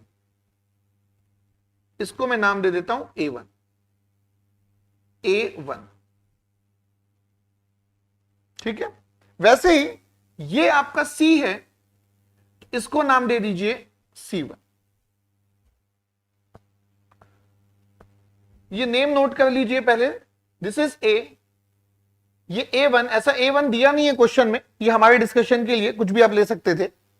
ये C नहीं दिया है, मैंने C ले लिया है, अगेन आप कुछ भी ले सकते हो, और इसको मैंने C1 ले लिया। अब बताओ A और A1 के बीच में क्या डिफरेंस है? Delay. Non inverting buffer 2 nanosecond का डीले। वैसे ही सी और C1 के बीच में क्या है? डीले। कोई लॉजिक में चेंज नहीं है, सिर्फ डीले है। ठीक है, चलो यहां स्टार्ट करते, यहां से स्टार्ट कर ले, स्क्रीन में यहीं से स्टार्ट कर ले। ठीक है, चलो वेवफॉर्म ए दिया हुआ है, वेवफॉर्म ए बना लीजिए। वेवफॉर्म ए मींस 1 नैनोसेकंड पे 1 नैनोसेकंड पे ट्रांजिशन, 1 नैनोसेकंड पे ट्रांजिशन, 1 नैनोसेकंड पे ट्रांजिशन, 1 नैनोसेकंड ए। अब A1 बना लो, A1 बना लो। A और A1 के लॉजिक में कोई चेंज नहीं है, A और A1 के बीच में बस डीले है। तो इसी को मैं, वो भी कितना डीले है? 2 नैनोसेकंड। ये देखो भाई, चाहते हो तो लिख लो यहां पे, देखो 2 नैनोसेकंड, 2 नैनोसेकंड का डीले। तो ये जो सेम लॉजिक है, सेम ट्रांजिशन है, लेकिन 2 नैनोसेकंड से राइट हैंड साइड शिफ्ट होगा, 2 नैनोसेकंड से राइट हैंड साइड शिफ्ट होगा। सो ये जो ट्रांजिशन है 1 + 2, ये कहां आ गया? 3 नैनोसेकंड। ए और A1 के बाद आप C बना सकते हो। A XOR with A1 is equal to C. A XOR with A1 is equal to C.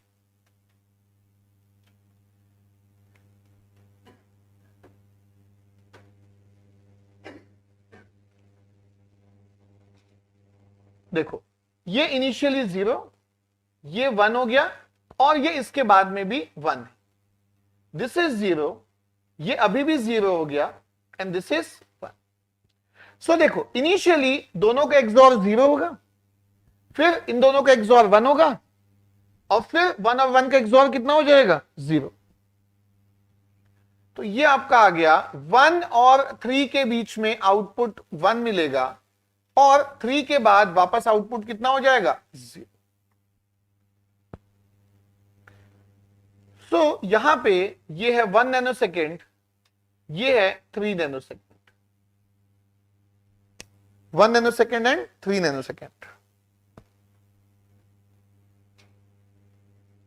अब XOR गेट में तो वैसे भी डिले नहीं है, अगर डिले होता तो क्या करते? इसको राइट हैंड साइड में शिफ्ट कर लेते। अगर डिले होता तो राइट हैंड साइड में शिफ्ट करते, बट डिले नहीं है। तो अब C के बाद मुझे क्या चाहिए? C1 चाहिए। C के बाद C1 बना दो, C के बाद C1 बना दो। C और C1 में कितना डिले है? 4 नैनोसेकंड। C और C1 में 4 नैनोसेकंड का डिले, C और C1 में 4 नैनोसेकंड का डिले। 4 नैनोसेकंड का मतलब है 1 + 4 = 5, 3 + 4 = 7। 1 + 4 = 5, 3 + 4 = 7।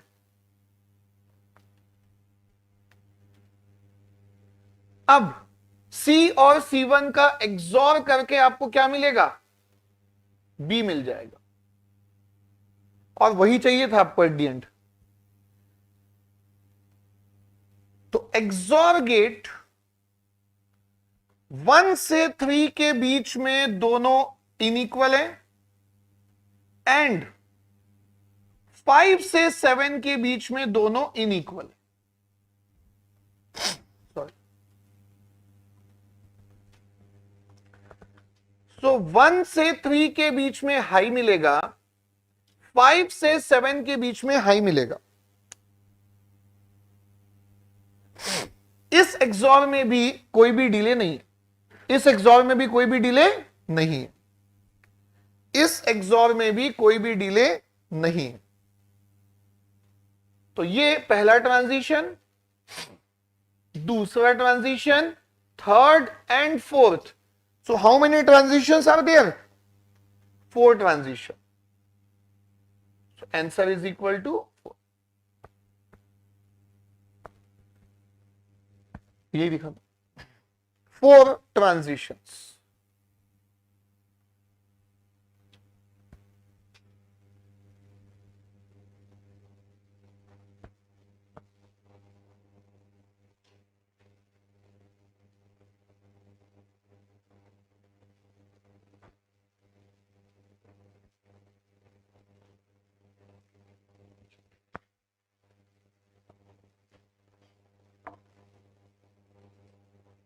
ओके, 19 एक बार ट्राई कर सकते हो, you can try question number 19।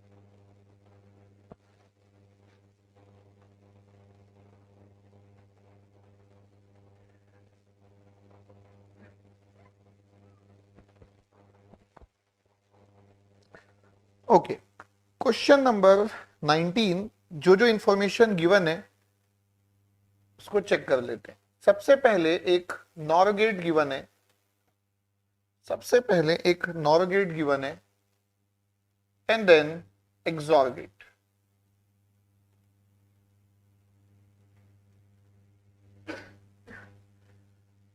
एक नॉर गेट गिवन है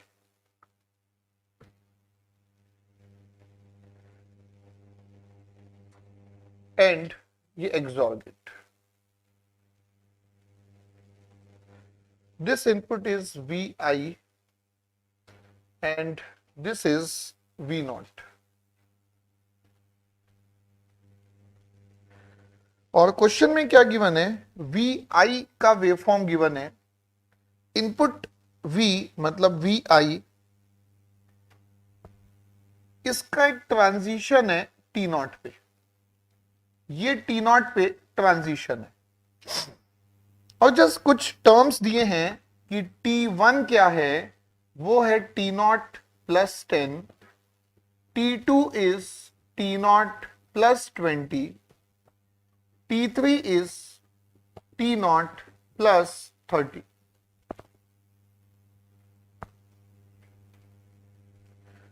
डिले भी दोनों का अलग अलग है। G1 जो कि आपका नॉर गेट है, इसका डिले 10 नैनोसेकेंड है और G2 जो कि एक्सॉर गेट है, इसका डिले 20 नैनोसेकेंड है।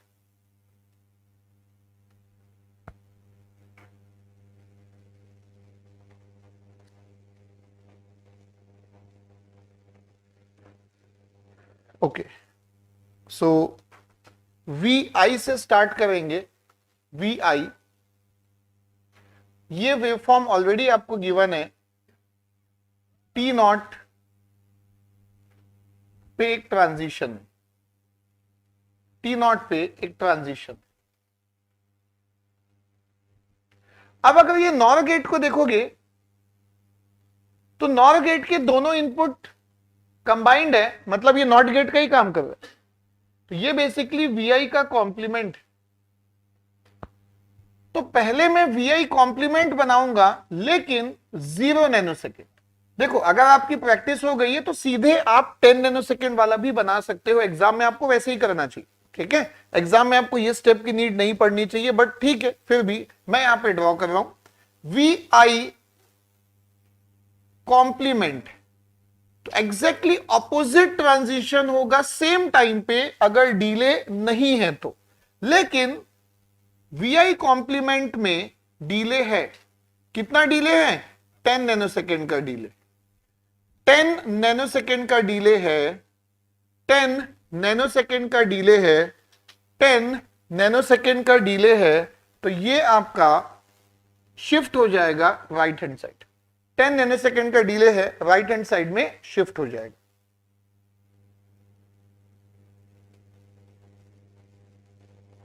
तो ये इसको मार्क कर लेते हैं, ये है T1, क्योंकि T0 प्लस 10 क्वेश्चन में गिवन है T1। ओके, अब इस एक्सॉर गेट की अगर आप बात देखोगे तो V0 जो है VI एक्सॉर विथ VI का कॉम्प्लीमेंट। इन दोनों को पहले मार्क कर लेते हैं ताकि कोई भी कंफ्यूजन ना रहे कि किन दोनों का एक्सॉर निकालना है अपन को। एक तो ये VI है और VI के साथ, अच्छा ये VI कॉम्प्लीमेंट है एक्चुअली, नॉट VI, VI का कॉम्प्लीमेंट और डिले के साथ वाला ही कंसिडर करेंगे डेफिनेटली। अगर आपको एक्सॉर के लिए इनपुट्स भी लिखने हैं तो आप लिख सकते हैं दिस इज 0, दिस इज 1 और ये आगे भी 1 ही है, दिस इज 0, इस ड्यूरेशन में ये 1 एंड ये आगे भी 0 है। Sorry, this is not 0, this is 1, sorry, this is 1। ठीक है, बस आपको एक्सॉर करना है इसके बाद। ठीक है, एक्सॉर करते हैं।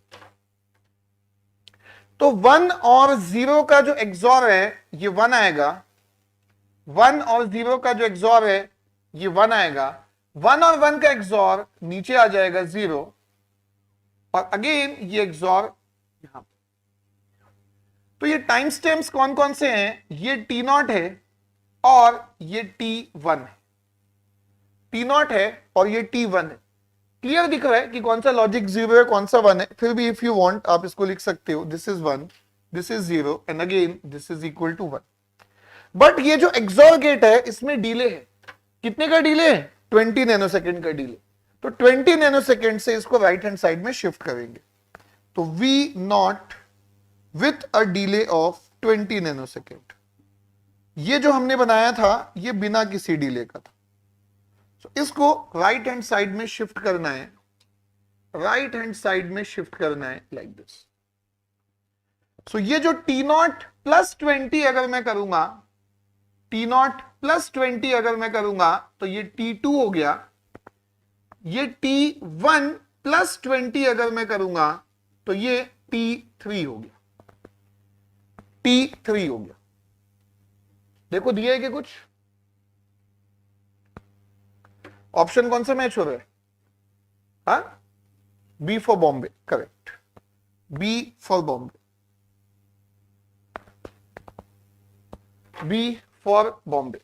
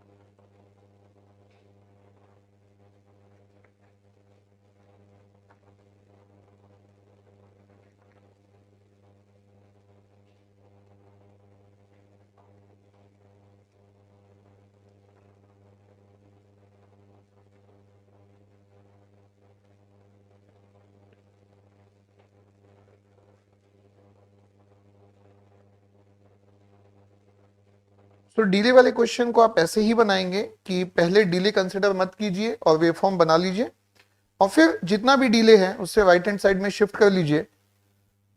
थोड़ा सा टाइम लगेगा, वो भी प्रैक्टिस हो जाएगी, तो इतना ज्यादा टाइम नहीं लगेगा। With in the time range जो गेट एग्जाम में होता है 2-2.5 मिनट में हो ही जाएगा। हो सकता है उससे कम में भी हो जाए, बट मिस्टेक नहीं होगी, ये पक्का है।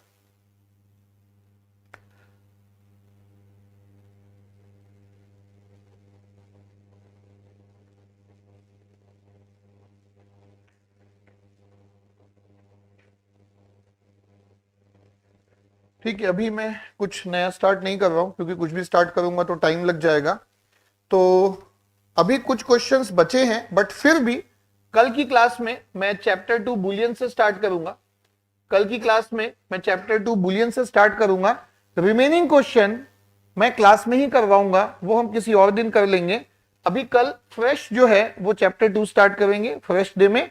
बाकी जो बचे हैं क्वेश्चन उसके लिए बिल्कुल चिंता मत कीजिएगा। एंड प्रैक्टिस क्वेश्चन अब आप ट्राई कर सकते हैं, मोस्ट प्रोबेबली आपसे सारे क्वेश्चंस बन जाएंगे। जो बचे हुए क्वेश्चन है उस पर डिपेंडेंसी नहीं आएगी मेरे अकॉर्डिंग, तो आप प्रैक्टिस क्वेश्चन ट्राई कर लीजिए। और जो 21 या उसके पहले के जो बचे हुए क्वेश्चन है that we will do in class later on, ठीक है। वो मैं क्लास में जैसे ही कभी कोई होगा कि टॉपिक जल्दी कंप्लीट हो गया और 1 घंटे का भी बचा है तो मैं करवा दूंगा। कल स्टार्ट करूंगा, 1 घंटे बाद फिर नया टॉपिक स्टार्ट नहीं कर पाएंगे। So tomorrow I will start fresh with chapter 2। बचे हुए क्वेश्चंस मैं ही क्लास में करवाऊंगा, तो चिंता मत कीजिए, तो उस पर आपको वरी करने की नीड नहीं है, ठीक है। कल सेम टाइम पे we will start with chapter 2 Boolean algebra. Okay, thank you.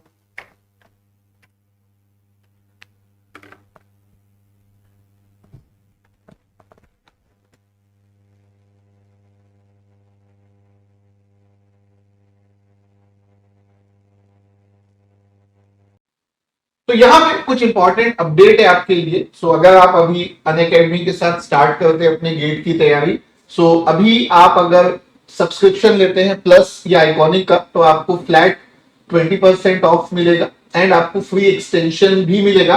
Free extension की डिटेल आपको नेक्स्ट स्लाइड में बताऊंगा मैं।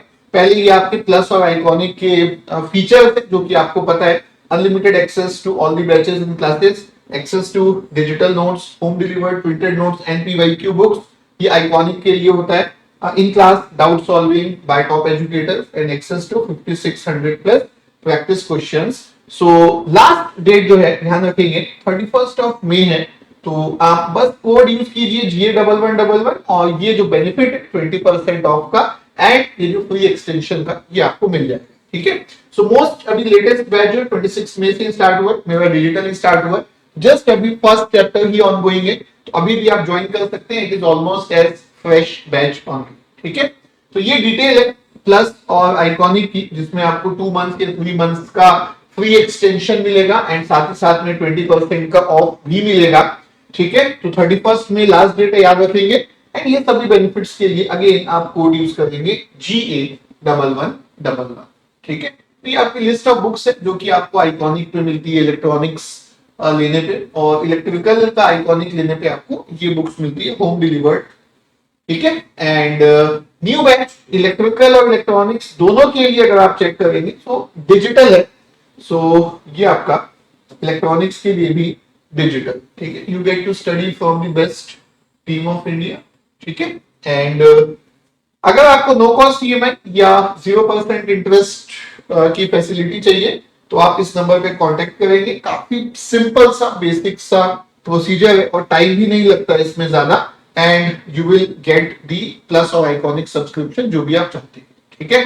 ऑफलाइन की क्लासेस अभी जस्ट आपको पता है कि अनअकैडमी ने फर्स्ट टाइम स्टार्ट किया अभी दिल्ली पे, ठीक है। सो ये कुछ बेनिफिट्स है जो कि आपको बैचेस पे मिल रहे हैं। सो अगेन 31 मई के पहले आप इन बेनिफिट्स को अवेल कर लीजिए। तो अगर आप ऑफलाइन का प्लान कर रहे हैं तो जल्दी से कल तक बात करके, इस नंबर पे बात करके या जो भी एड्रेस गिवन है वहां जाके आप विजिट करके अपनी सीट कंफर्म कर लीजिए, ठीक है। कोई भी सब्सक्रिप्शन अगर आप अनअकैडमी पे लेते हैं तो you can always use the code GA1111 for maximum benefits and expert guidance, ठीक है। So this is the official GATE Academy channel, आप सब्सक्राइब करके रखिए for all the latest updates, and ये सारे बेनिफिट्स के लिए आप यूज करेंगे कोड GA1111। Thank you.